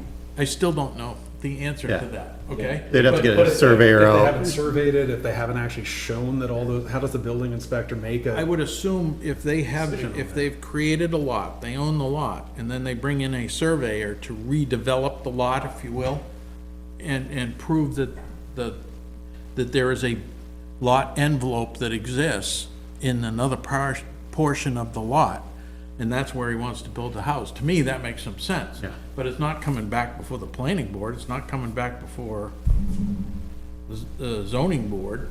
It's just, as I have ever understood what we do, we're here to ensure that any lots we create are buildable. That's it. Well, I'd say that that's a piece of it, but Well, understanding yeah, the that's design and the, placement is also part of the planning, because again, if someone's showing us this is here, but realistically they want to put it back further and there maybe is another house, some of the level of discussion about buffers and things like that that could occur, wouldn't have occurred because you're not And- talking and about I- building back there. And I hear you, but in the case of the building inspector, also, as I understand the way they do it today, they can pretty much put the house anywhere inside the 30K. Again, So, so that type of interference that you might get wouldn't necessarily follow, unless they actually put it in the location where the house was shown on the plan. But in the scenario that you're talking about, is probably one of the lesser of the, and again, take it for what I'm gonna take it for what I'm saying, is most of the plans that we're seeing now are 2, 3 acres, 5, like this guy did 5, because those are big. Or it's open space developments and stuff like this, where that 30K or whatever, that's all you got. There is no other place on that particular parcel. That's correct. To put anything. Right. It's only in the case where somebody says, hey, I own a 10-acre lot or an 8-acre lot, where they're the potential ones that says, well, I got 3. Now, they just come in front and say, listen, here's my building envelope. It's 120 square feet. Okay. Sure. And that leaves him the whole thing wide open to say wherever he wants. He can jag it here, do whatever, and he can make the envelope however he wants. Correct. That's That would be the, And that's what I'm proposing as, the types of, I look at it from the standpoint of what makes the lot considered by us to be buildable? well, the building envelope That's the also is envelope. developing we need the building envelope, because that's also showing where our setbacks are. Correct. So it's what is important to the building envelope, because it also shows, hey, you're gonna meet all your setbacks in the area where you're gonna build your house. In an area where you can build a house, Where you not can- shall be. Right, well, yeah. I mean, that's what I'm trying to No, address no, no, I here. understand. I totally understand where you're coming from. So I think that the simplicity way of doing it is just if somebody does come and say that, say, listen, it can't cost that much more to make your, your buildable whatever thing, 120,000 square instead They've of done all the 30,000 work to square. determine what it is. They've already done all that work. Spent the money, yeah. Yeah, Bizarre. Here's 2 lots, they're both 10 acres, one's newly subdivided, and one is existing for the last 50 years.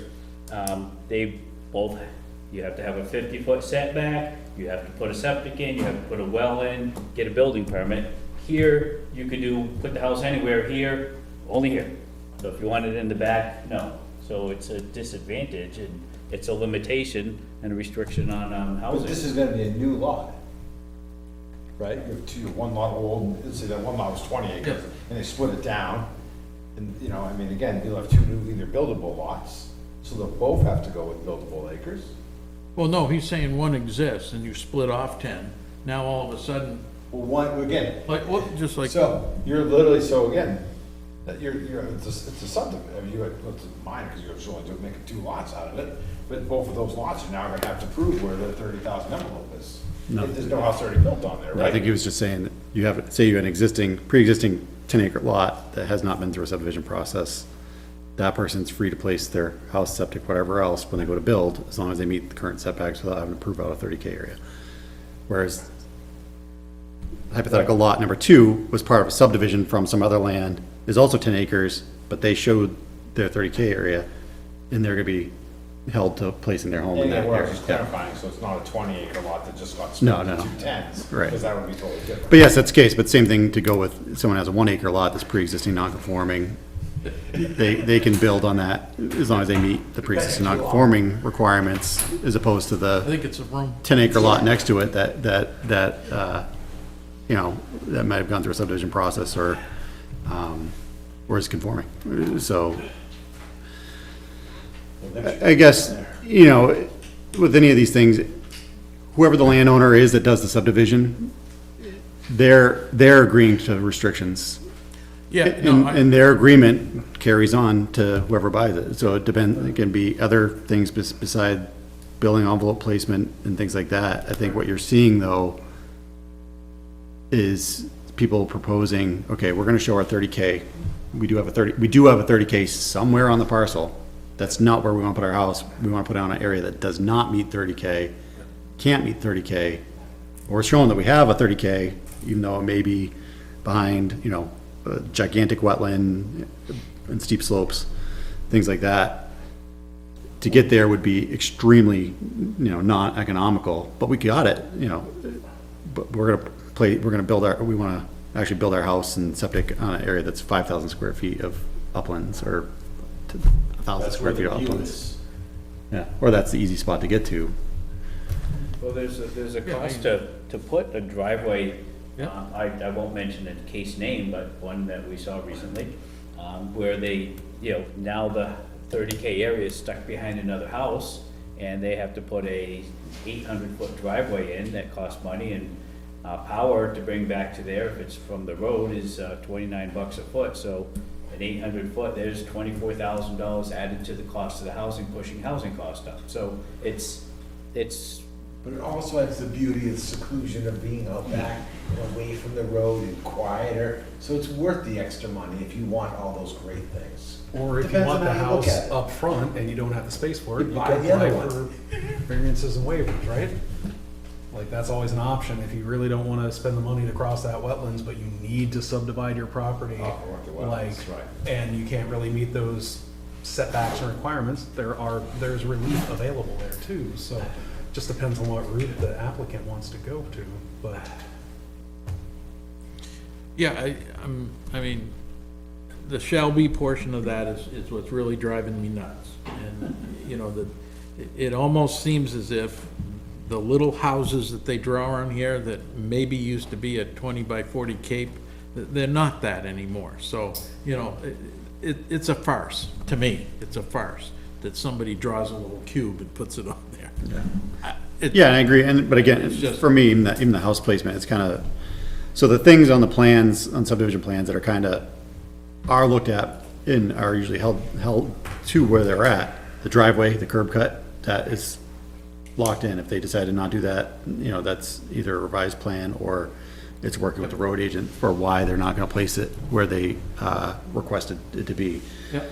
But again, when we're looking at plans, you know, if they show us the curb cut here, but they really wanna put it 100 feet down the road, but that might put them closer to a curve or a hill or a dip. But Ed, It's a site plan. It's do like- we get the curb cuts, when we do subdivisions? Yep. Does the curb cuts come with a driveway permit? Not that I'm aware of. No, they still have to get the driveway permit, but they usually are looking at the plans of where the driveway curb cut was identified on the plan. Well, I hear you, except that they're not really, they're shown, but they're not really identified, like 10 feet wide, and here are the two endpoints and that kind of stuff. Yeah, well, on major subdivisions, usually one of the things that the applicant will do, I know when we do site walks and things, that's one of the asks, I'll usually ask them to stake the proposed like roadway that where it's gonna go in, or the curb cuts that even people driving by can see, okay, I got an idea where that's gonna go in. You know, this was an example on, the road over there that cuts over to Ledge Farm, where a driveway was gonna go in, you had a crest of a hill, ledge, and the driveway was gonna be below the crest, so it would be an awful spot for a sight Right. line. Right. So by identifying that on the plan, we were able to get them to shift it and move it, but that's where it ended up going. Because of, I hear you, you're putting a lot more faith in these plans than I think exist, but that's. well, we can only do as much as we can, and that's why we Well, do, no, but we do require them to show them, and that's, again, the curb cut, I think it's called out in here too, but that's part of the, you know, what we're looking for when we're reviewing plans is to make sure, A, they're getting the setback for it, and B, so if we do a site walk or whatever, we can identify where those are, or if they match up to the driveway across from it. And I understand the identification of a particular place that meets site distances and that kind of stuff. I understand that, and that's fine, we can put that on the plan. But the fact that it actually ends up going someplace else shouldn't necessarily require another permit or something that exists when there wasn't one to begin with.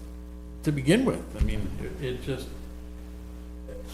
when But we don't give them the building permit either, so, you know. No, I understand. So they're not getting the driveway permit or a building permit or an occupancy permit from this board. It's all through the It's just- building It's an inspector. extra layer of restriction on each lot and homeowner, and adds to the cost potentially of, you know, construction, and pushes up housing cost, and we're in a housing crisis, and, you know, we should be, I looked at that, our 200 by 2 acre zoning, and said, let's put a 200-foot square on there, which is in the zoning, and it doesn't fit.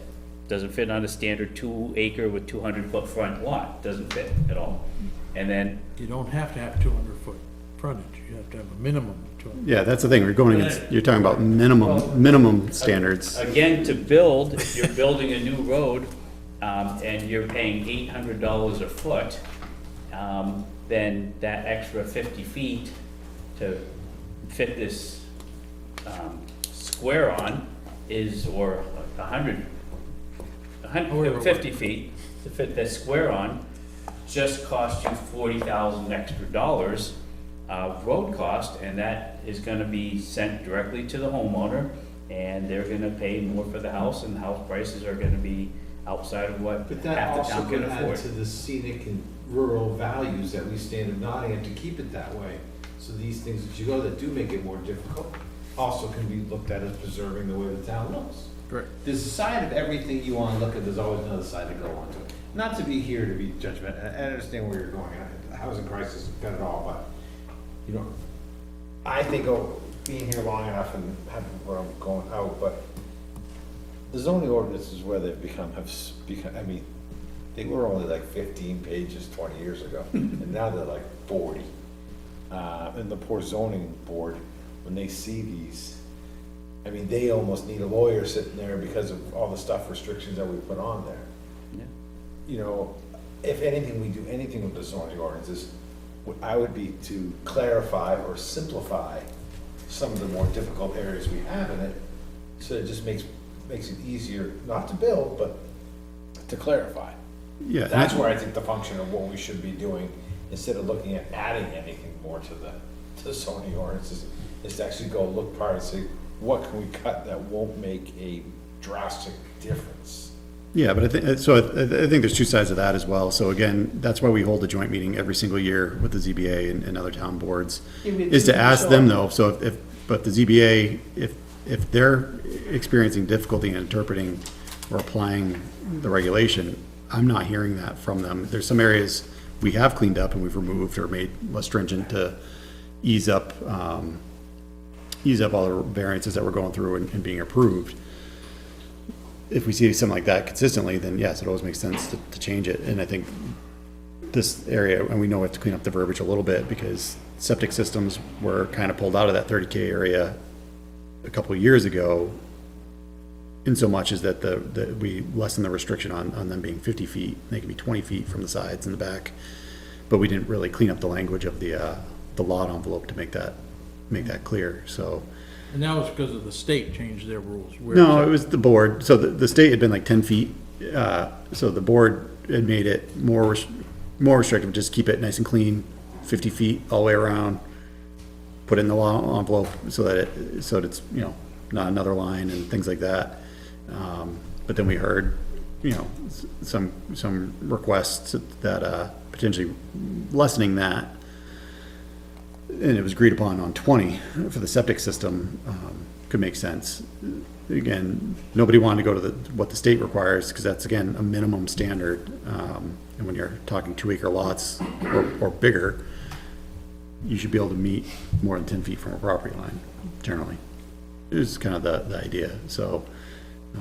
So is this lot envelope used on open space subdivisions? So open space subdivisions have it's a whole separate part of the zoning ordinance that have lesser restrictions. The law envelope, yes, is used for the yield plan calculation, but then once the yield plan is approved, the actual lots that will be built are obviously much tighter, because, you know, they're usually less than 1 acre. Their setbacks are less. But the trade-off on that is 60% or more of the land is gonna go permanently into, either conservation or non-buildable. the developer basically gives up their right of developing that space to have, which again, brings down costs. Because usually they end up putting a cul-de-sac in instead of a through road. They have 1,000 feet of road instead of, 3 miles of road to make a conventional subdivision. So there's a lot less infrastructure that goes in, so it brings the developing cost far down. If the underlying intention of the lot envelope is to show that there's enough buildable area to sustain a house, a septic, and a well, those open space lot subdivisions also have a house, a lot, and a well on them, every single one, and they don't meet 30K. And 60% of untouchable land surrounding them.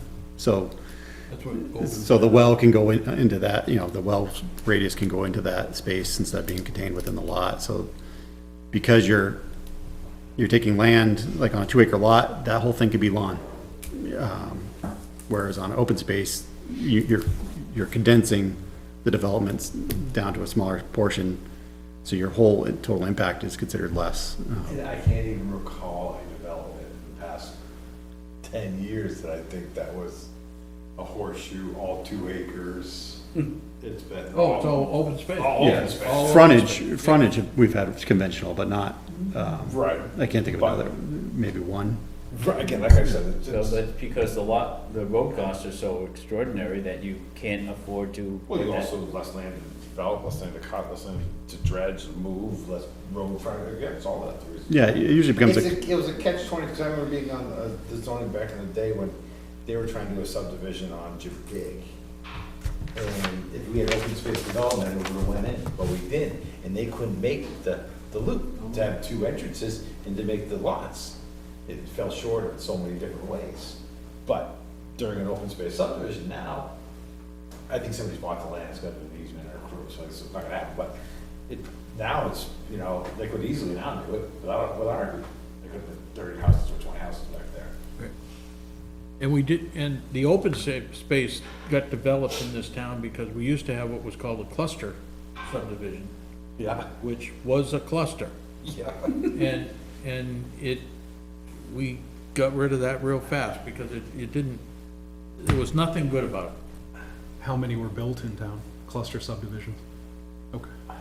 But Francesca started out as a cluster subdivision, and it just made no sense whatsoever. The idea kind of a cluster was. Huh? That's not an open space? Yeah, Francesca is, right? Yes. It's open space, yeah. yeah, it's open space. Yeah, But got it it, started out as a cluster. Yeah, and cluster was like when the state and towns were first starting to get into this area, but then that's why it changed name to open space, and it's been refined over time to try to really get that, because it was required to give up, land when it was cluster subdivisions, I think, and that was Cluster was considered kind of like a taking. the You could force concept- someone to do it. The overall concept of cluster was you drive in a road that usually did this, so you couldn't see what was going on behind there. And then it made a big loop, and in the middle was like a soccer field, this is the dream world, but a soccer field or some sort of common or whatever, and all the. Basketball court. Yeah, and you could still end up with that in our open space. There's times, but again, trying to buffer it from the neighboring parcels. Right. So the same kind of thing. That's a big part we try to look at, is when you enter it, that you're not seeing it. So again, the ones that was brought up, and no offense to anybody that lives over there, but Rocky Hill, off Ledge Farm, the very first house is right there. There was no vegetative buffer that was provided that kept that screened from looking, from being different from the look of the town. So most of the ones we see now do have that true vegetative buffer. So until you get into them, you don't see that they're smaller lots. So new houses are averaging about 750,000 each, and that's the average, and I think there's one on the market now for $799. What do we do for people who can't afford a $750,000 house? Sounds good another time. Move out? I mean, we can't, but how do we again, get to? again, we're never gonna control the market, the housing prices, You can see this stuff in open meeting. or things. There's not, I can't You're affect, admitting that I zoning ordinance cannot, is meant to be exclusionary and discriminatory. No. Same thing about the, I'm gonna pause, everybody. So the length of our zoning ordinance does not mean it's more restrictive, or the length of the zoning ordinance can also be, I understand. The length of the zoning ordinance can also just be clarity. So it could be longer to provide that clarity and guidance to the zoning board and applicants. We can't solve, we can continue to work on listening to the town, listening to the residents that are here. And again, we're doing everything as a balance approach. We can't solve the entire state housing crisis, the regional, the New England, or the country's housing crisis. We can only continue to try to listen to the residents and try to have best practices for going forward and for today. Even if we made this completely non-restrictive, took away zoning and allowed 100% development, landowners still control the value. And if you open it up, it doesn't mean that the housing is gonna be any cheaper. If people have land and decide to sell it, the cost of that and developing it, I understand if you could put 50 houses on 10 acres versus 5, that's a difference, but, again, you gotta be aware of that towns do have a, everybody that lives here now bought into something, and we bought into zoning and planning and what's here and what may be in the future. If you change that drastically, yes, it's always up to the will of the town to vote. But if you change that drastically, you're also changing, it for everybody that is here. So it may not But be. those people 20, 30 years. And I understand that ago, sounds exclusionary, but I'm not trying to say that. those people probably didn't expect the taxes to double, go up in 256% in the last 10 years or 20 years. And, they went up 12% last year. So, you buy a house, you want to retire and live here the rest of your days, and now your taxes are 50% of your fixed income. Average social security is like $17.50 a month, and you're taxed out of the town. So they probably didn't expect that, and there's no place for them to go in this town. There's no rentals. They can't say, hey, I want to sell my house on 2,500 square foot house on 10 acres and just get a little place for to retire and not do the yard work. Maybe they can't do the yard work and all that. We're missing that segment of the housing, and that is in the master plan, that people want housing attainable for all age groups and all income brackets, and 750 is not attainable. And the condos that are up on Route 4, they're average about 400,000, and that is also above affordable level. You have to have over $100,000 income to buy those. And but my question is, if people are paying for those prices, how do you make more? In any developer that we put through here, even when they did open space developments, could have put a small 2-bedroom, 3-bedroom ranch that was 40 by 30 or smaller. Mhm. But those houses are still bringing $600,000. So there's nothing that we can do as a board to dictate the price of the houses. It's gotta be something on a level to make it incentivized to the developer that's actually building the house to get it to a price that's available for people to be affordable.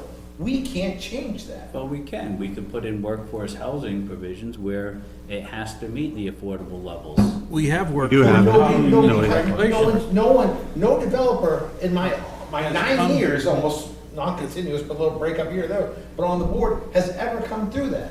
Correct. Or ever come through to say, Correct. I'm going to build this affordable houses for Nottingham, I'm gonna put it in here, and my houses are gonna be a $400-something Because thousand dollars. the density is 2 acres per house. No, so workforce housing is the only part of our zoning ordinance that actually, that even though, because it falls under the open space subdivision area, but that's the only part of our zoning that actually gives them a density bonus. So if someone comes in before us and wants to provide workforce housing under the open space subdivision plan, which again is the lower cost for development because it's less infrastructure, that's the only part that does give them a density bonus. Some towns give developers a density bonus just for going to an open space subdivision. But again, that's like almost rewarding. Again, if it's costing them a lot less to do an open space, it's kind of incentivized anyhow. Giving them extra housing for it doesn't seem to make sense. So are specifically trying to incentivize the workforce housing by giving them a density bonus. So it's, for a 20 to 50 acre parcel, there'd be a 25% bonus in the number of units. 51 to 81, it's 20%, and 82 or more acres, there'd be a 15% bonus in the units allowed. So it gives them, you know, it's gonna depend, but it would give several extra housing units. But again, since this has been there, I haven't seen any, so maybe that needs to look at, maybe that density's bonus isn't enough. Or it's just, one of the things that you can look at though is different types of housing, encouraging multifamily units as well as the accessory dwelling units. These are smaller units, rentals, or they'll just naturally be more affordable because they're smaller. There are things that you can do. We allow ADUs. Well, we have that, We have ADUs. Allowing the detached ADUs. not detached, but we have ADUs. And I know we can allow So doing detached, more to allow, to encourage that does allow for a different price point because you're building a different kind of unit. So, But you're not selling an ADU as an individual house. No, but what So it doesn't, I don't see how you say it I was affects. trying to make a point that, you know, what Chris had brought up is that, you know, the average house is $700,000. You guys are saying, well, there's nothing that allows in our zoning ordinance for that to happen. That, or there's no way for us to make people build something different that would allow. 2x4s price to cost come the same. down.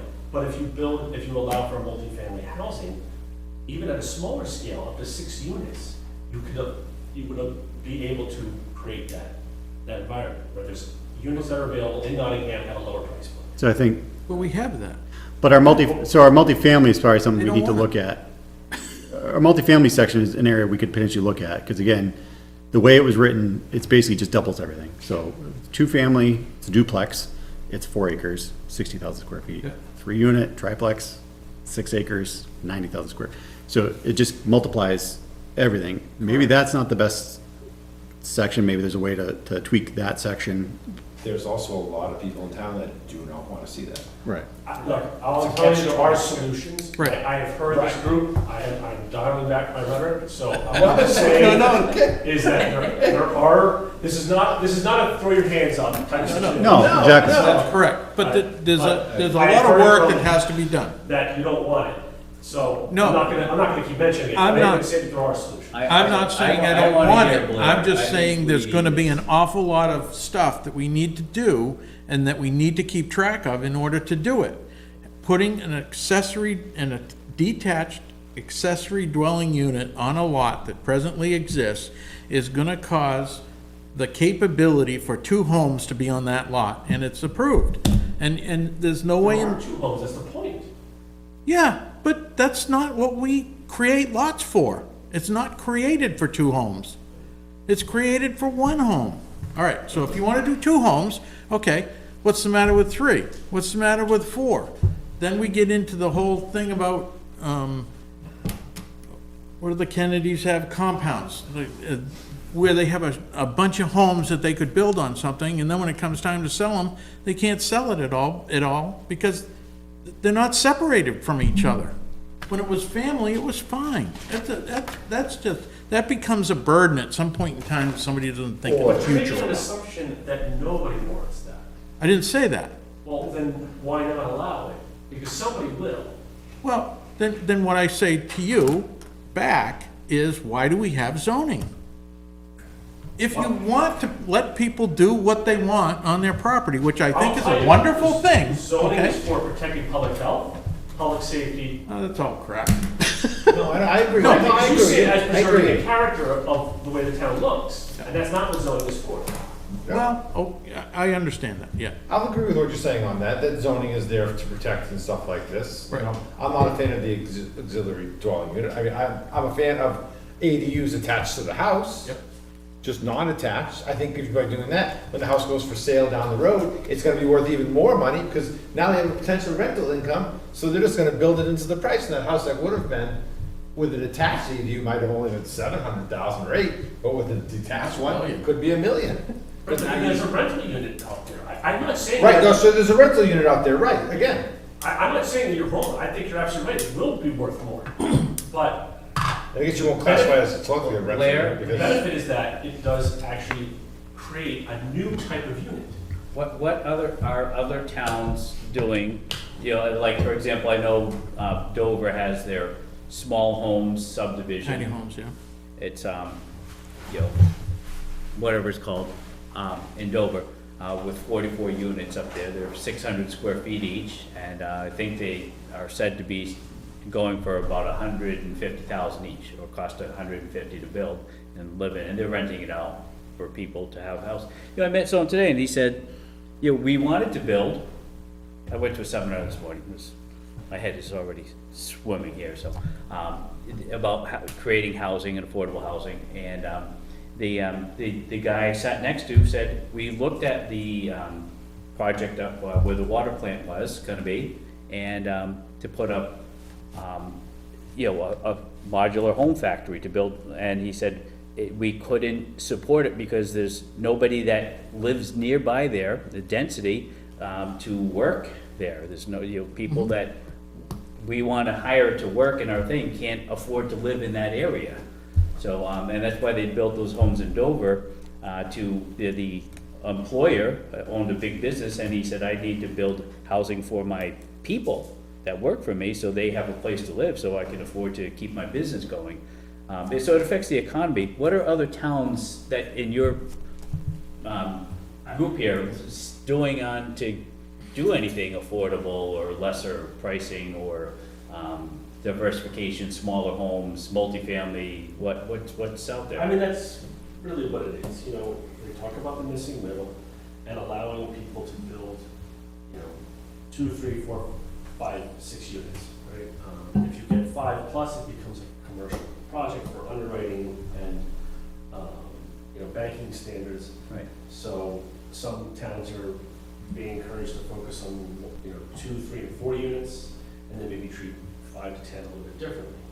But encouraging, or at least allowing for, you know, multifamily up to 4 units on lots that are not double the minimum number of acres is a starting. So like a 4-acre lot, allow 4 units, 4 units. for example, yes, something like that. And Subject to. one of the things you can think about is, we talk, you know, what I hear about rural character, you could think about having, okay, if you have 4 acres, you can do 4 units, but you have to maintain a 50-foot, no cut, no touch visual barrier at the street line, right? So you have to have a 50-foot Vegetative buffer. right?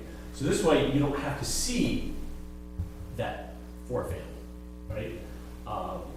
So That doesn't work, and I'm sorry, only because the vegetative buffer can be 4 inches long because that's grass. No, you can specify, I've seen it before. No, you can specify. can't really specify what you want for trees. You can plant the trees and they all die, and they don't have to plant them again, Blair. I know how this works, okay? Oh, it becomes. And all I'm saying is that we have a lot of lots in town that aren't treed to begin with, okay? So, yes, if it's already treed, I'm with you. But even if they're already treed, they can still cut them down. And anything constitutes a vegetative That buffer. would be in violation of zoning, right? Well, the buffer's in how you define it, but I see what your point. It becomes like an enforcement thing instead. There's a so. vegetative buffer behind all of Francesca. That doesn't mean I'm just saying, there is one there, and the reality is, it's all treed anyway, so for the moment, it's all fine.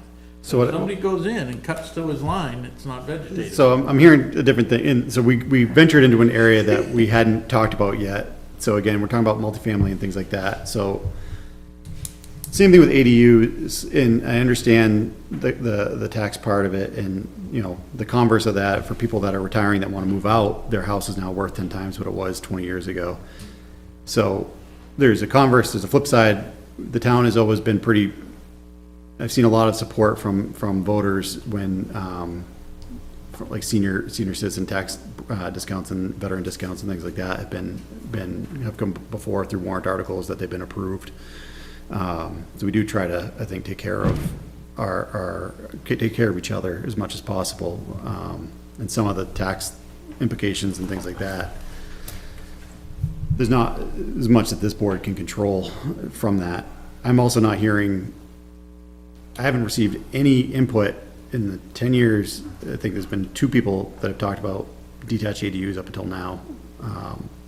And we've only had a couple of variance requests for them.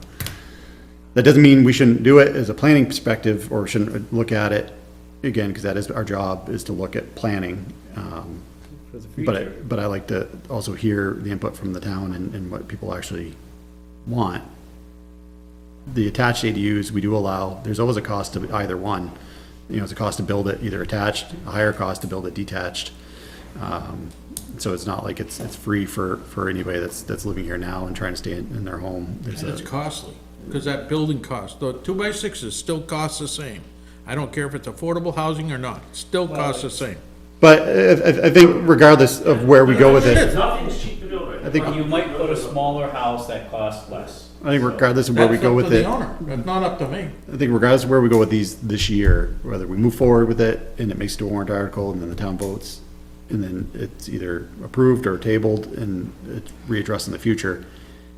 I think as we move forward with a master plan update, part of that, hopefully we'll get the housing grant, will help us do some of this work on the zoning ordinance and within the town to even gauge interest in hear the feedback from individuals about, would you even add a detached ADU, you know, instead of an attached ADU, and those kind of things. I think if we can get some funds available to ask some questions and get input, it'll help guide us in these things too. By the way, I did see Noah today up at this seminar. He's with the Business and Economic Development for the state, and who approves the plans, and he did say that they're looking to make a decision on that about next week. On our master plan Awesome. grant application. Oh, the great application. Yeah, so anyway, that was positive news I wanted to share today. Yeah. I mean, that will be an opportunity to, you know, outreach is part of that. If we got the grant, outreach is part of it, doing a survey to say, you know, what type of housing are you interested in, what type of housing do you think would be a good fit in the community? You know, we've worked in urban areas, we've worked in rural areas, so there's questions that would be more appropriate for this community than Dover, right? So, but there's things that we can learn from and draw from them, but yeah, reaching out and doing that. And then, of course, there's all kinds of like physical outreach, like doing a Saturday afternoon with a charrette, something like that. So it's, those things are part of that, like reaching out to the communities.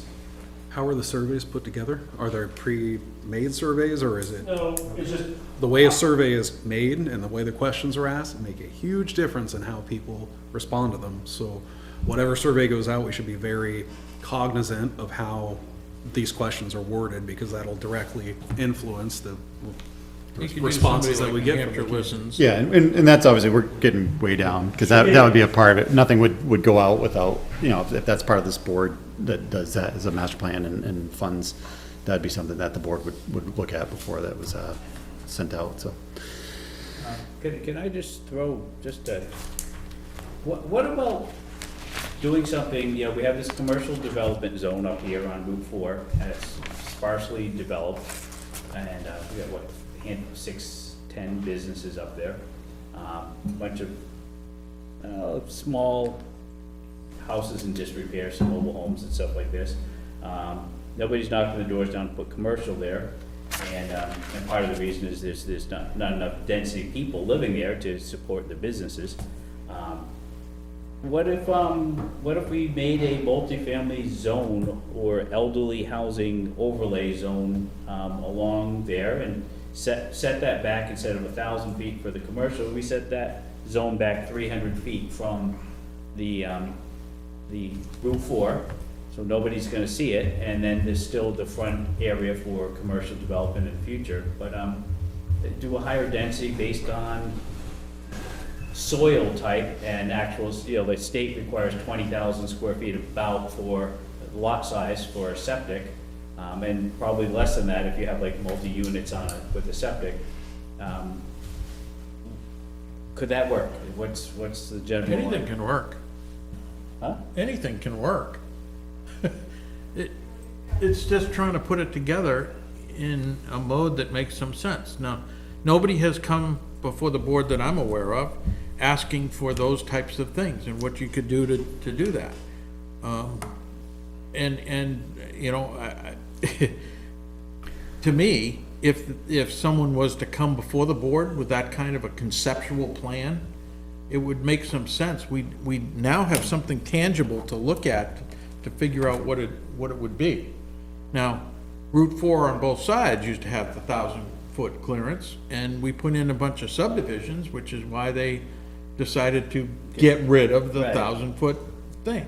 Right. And there's still an area on that side of Route 4 that has not been developed at all for housing. Why? Because now it's industrial and nobody wants it for industrial. So I don't think you can't do housing there. No, so. but what I'm saying is, So the, Well, am I wrong, or isn't that why no one would ask for so the it? town identified in the last master plan that we really needed to, if that's our commercial zone, which is the area in town that's best suited to commercial development is Route 4. Yep. It's the corridor, it's away from, well, it had been away from housing, most likely to be able to have, you know, the best spot for any kind of business to go in with little, you know, pushback from, you know, residential neighbors. and neighborhoods. So the town did vote to remove residential from that section, because again, we're not talking a lot of land anymore, so obviously there's some restrictions in that area that are, we still don't have town water, we don't have town sewer. I don't foresee those happening in my lifetime because of the, I mean, it would be such substantial cost, you know, for those to be brought in. So we know we're far from hospitals and emergency services, so there's that piece that precludes some other development. Town is far from those. So that precludes certain types of development from going in there.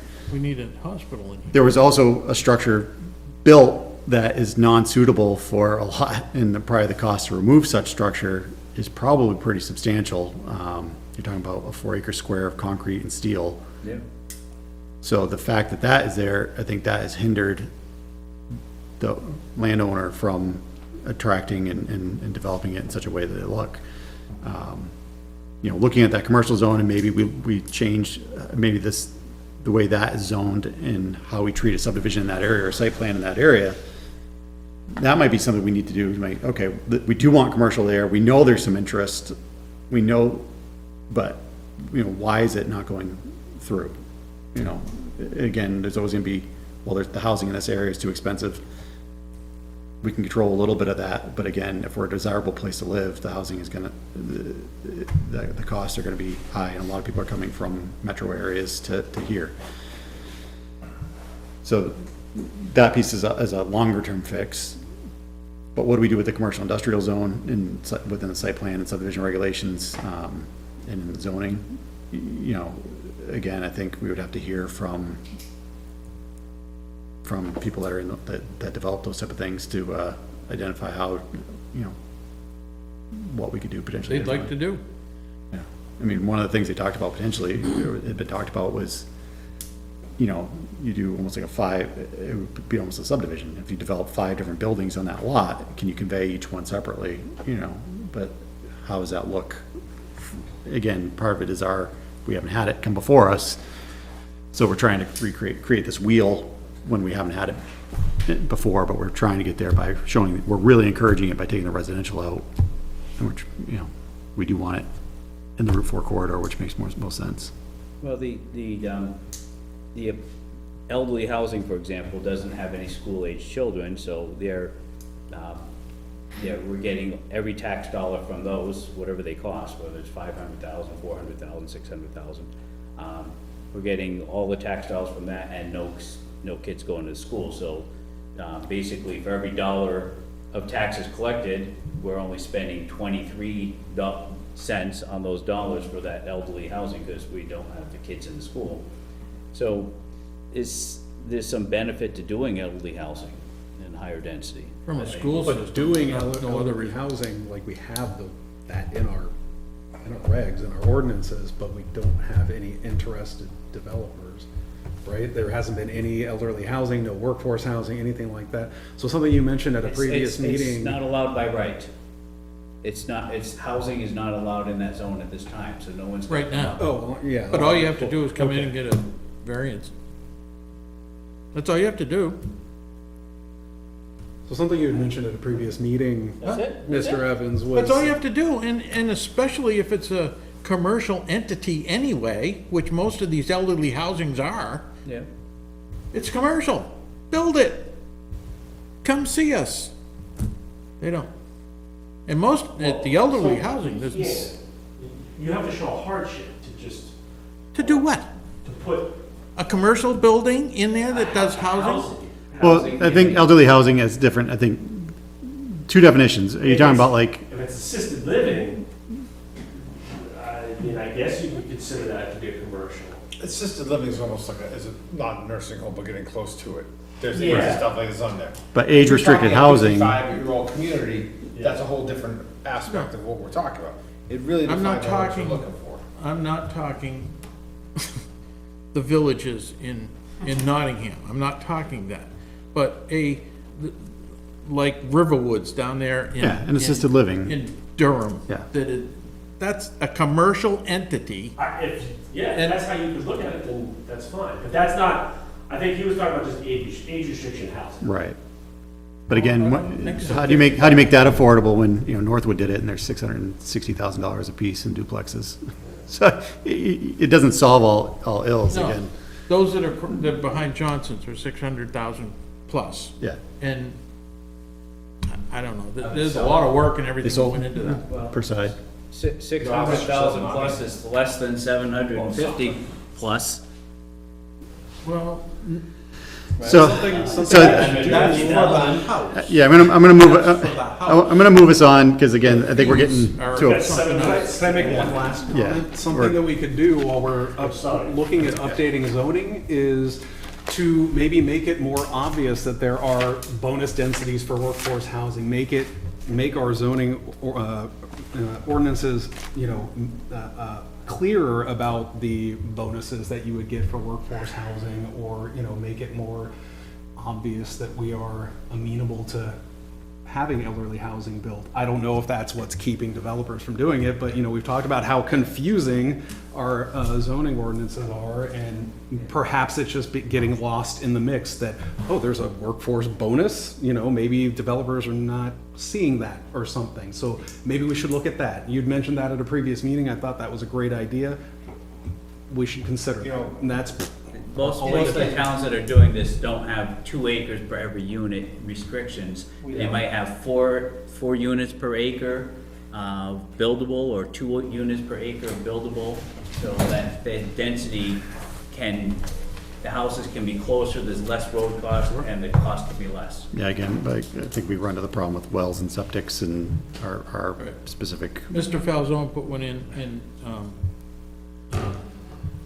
Brentwood that is very much like what you're talking about, and he was lucky enough to get access from the Rockingham County Water Department for his water source. But it's also, you could ask one thing too about, our location is rural here, nice, but I'd like to know the people that are buying the 55 communities, what is their motivation? Is it because there's so much around them that's easily accessible? Uber Eats is a real pain to go to some places in Nottingham, and that might be something that people concerned, or, I mean, there's a lot of things that. Route 4, they could drive to the Any type Lee of- traffic circle and get food, dinner, medical services. Absolutely. 3-4 miles down the state maintained road.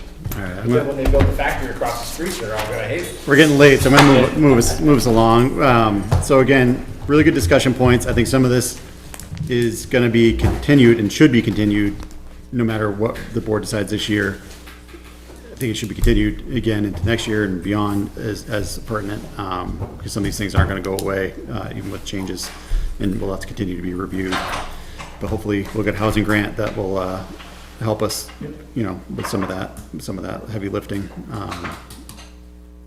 Public comment, or the approval minutes, we have one set of minutes. We can either do those tonight or table them. I'll make a motion to approve the minutes of, I've got a couple of edits. that's okay. All right, You so can now minutes do of that. 10:09, go ahead. So line 63, I think the two apostrophes from the, from Quimby's and Stevens Hill Road, just a small This, grammatical this is change. the meeting I wasn't at, right? Yep. A little bit. So I think removing those apostrophes is just proper grammar. Line 96, it says iron roads, and I think that should be iron rods. What line was that? 96.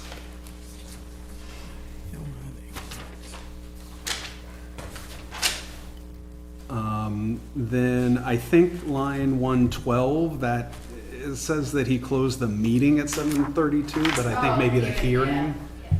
All right, and last one, line 158. I just think it maybe is more accurate to say that Mr. Severns and Mr. Stevens suggested that if they were going to add steep slope ordinances, it should include areas of steep slope, not just subdivisions. So I've agreed. I think we were just kind of talking about it rather than coming to some agreement there. That's it. We agree.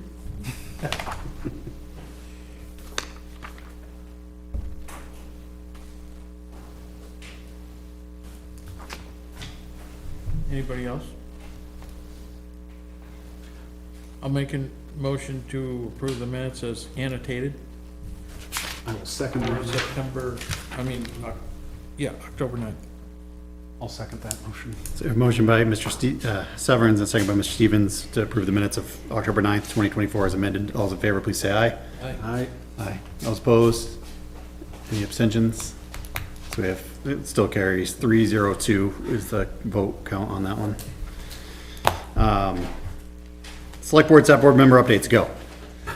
Our next meeting, I will be coming back from Arizona, so I don't know if I'm gonna make it or not. Okay.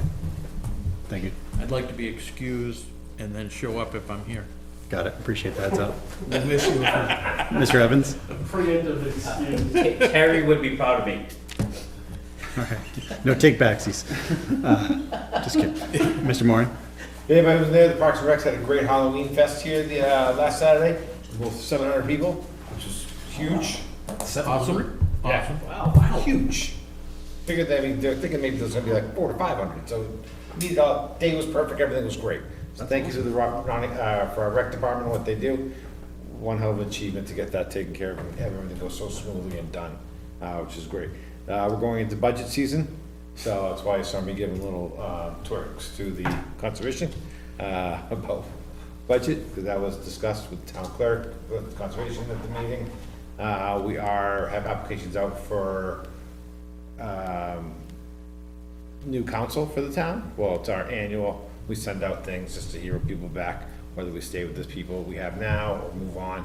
But we're actually going to be looking at that in the next month or two from the applications we got in. We got our fuel bill in, the highway department staff now. The recycling center's working really great. We got a new walkway going up, new things over there, walkway. The back room here is getting worked on. We're not sure about when the flooring goes in the gym, but we're gonna find that out soon. But the big thing is we're gonna have our next meeting on Monday, which is all gonna be about budget. So welcome to that saga again. Did I miss anything? Yeah. I don't know, but I'd like to add that I'm going to the CIP meeting tomorrow. Okay, perfect, there you go. Doesn't nothing to do with me, but there you go, perfect. And that's the quick roundup that I can do for Board of Selectmen. I guess, yeah. Yeah. So the CIP, obviously, the biggest thing would be if they're identifying anything for what we have impact fees for now, or that if, as we go to look at impact fees again next year, if there's anything on there that may come up that we could add for that, that'd be something that'd be great to hear back from.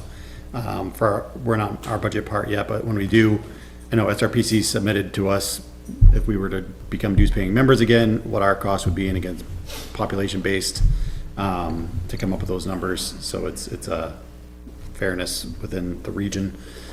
You pay by population. I think we might be one of the only towns that is not a dues paying member. Started trying. I'm hoping, obviously, again, part of our shifting some of the cost to applicants is to hope to keep our budget, our SRPC contract budget at least. I think we're contractually obligated to keep it as what it is or increase it. But the hope is that as we shift some of the costs to applicants, we free up some of those funds to do master plan, zoning updates, things of that nature, impact fees, to do those without adding additional line items to the budget. So, my hope is that the budget committee does not see money coming in, being paid back by applicants, and then cut that line item. That instead, they see it and they see us doing our diligence to, try to be fiscally responsible, because those other items, they really can't be pushed off, and you really do need some outside resources to do them well when you're our size. It's my little spiel. I'll say it again probably during budget time when we have our budget line items to go over. I guess my only update is that I believe I've been approved by the select board as an alternate. Did I tell you that? I wasn't able to make it to the meeting, and I didn't see anything in the minutes, and the YouTube recording wasn't up yet, so I didn't. I wasn't sure if that had gone through because it Yeah, I wasn't think on the you're the only agenda. person that actually asked to do it, so yeah, the planning board, we said, sure. Yeah, so yeah, it's you. I knew it needed to be official, but I wasn't sure. That Yeah, it we was signed off on it. So Mr. Stevens is an official alternate on the Conservation Commission, Yeah, I think I need to just go Yeah. take the oath to do so, but and that is allowed through RSAs and everything. It is allowed. You just can't have two members of a commission also sitting on the land use board. Same thing with zoning. Correct. Can I jump on the Select board. zoning board if I wanted to? Of course you can, Teresa does. No, No. You can't. but Only We can one, okay. by law, only one. So one of you would have to step Well, you down. could run against her. force. Power move. Dun, dun, dun. That's it for me, though. On the, John's full of the good ones tonight, Blair. I like this, a coup attempt, which is gone. Blair? There's a commissioners event a week from Friday. I'll send you some information about it. But otherwise, no, there isn't much for me. I will not be here on the 13th. If you want me to find an alternate for me, let me know, so that I can give that person some heads up. But as of right now, it sounds like you don't have any hearings. Yeah. so- No, I think. Will they have as much sarcasm as you do? I think based on, again, because, it's a cost to the town. I give that for free. I think we as a board can handle that meeting. Again, if there's, I'll check in with you again. We'll get that draft of the revised steep slopes ordinance, anything else we discussed, if we get some of that verbiage out to everybody again to review. And I'll go through the site plan subdivision regulation review notes that you already gave us. Try to see the items that we already took care of or keep those moving. So that if we talk about any of those, we can redline them and bring them back. But no, I don't think we need an SRPC rep that night if there's no cases before us. my apologies, I did have one other small update. The Conservation Commission did apply for a grant from, I don't even remember the agency, but a grant to hire an intern to help develop our natural resource inventory in town, and they did receive that grant in the last week. So we'll be getting I believe a university student from UNH or some surrounding university to work with the Concom as an intern to help us update our natural resource inventory. So we're using We're this not grant paying- money. We're using the grant money to fund an intern who will help us update our natural resource. And doesn't the town have to bring in the money in order to spend out the money to support the grant? Isn't the grant through the town? I What's the believe grant through a whole other company that has nothing to do with the town? it's through a state agency. I So cannot it's nothing recall. to do It with has the town. nothing to do with the town. The Okay. town's not paying nothing. The Perfect. Concom got No problem there. grant money to do that. All right. That's all. Thank you. I do have a quick question. What other sources of income do towns have? I mean, that could be, I mean, like last year our taxes went up quite a bit. How does the town raise more income? Besides taxing people? The town is not a money-making institution. The town is designed to only acquire, to bring in as much money as we need to supply the needs for the town. Service. All right, we're not a for-profit company. So how do we do that? Well, you'd have to minimize things, or you'd have to try to But charge people some, more. but some grants are, so like the fire department gets a grant for their, like air things, and Yeah, but still cover over. I mean, that's police fine. department gets grant, no, but I'm saying there are things that are done in town that are there to offset some of the tax burdens. Are there other grant opportunities? They usually have to be something specific. Again, this isn't unique to Nottingham, I don't think, where there's taxes and tax increases. It's, if there was a magic thing that everybody could just go say, well, we're gonna get that money, we'll take it, but there are avenues probably, but it's probably like department specific or project specific. We apply for every grant that we possibly can. I think the only three revenue sources for a town's annual budget is local taxes, permits and fees, and then state allocations. Yep, sounds about right. And grants are rarely, if ever, like 99% of the time, they're not for a bunch of it, they're for isolated projects, like. Well, there's stuff, right, like we just got one for the fire department, that's gonna buy their all new, I think, radios and stuff like this, stuff that goes through, right? And I see what the grant was, now that purchase didn't have to come upon as a warrant article for the town, which would have raised your taxes if we had to go buy that out. So, The other way is bonding, but that's a loan, that's not really like a. that doesn't have, Lana, do you have anything for us?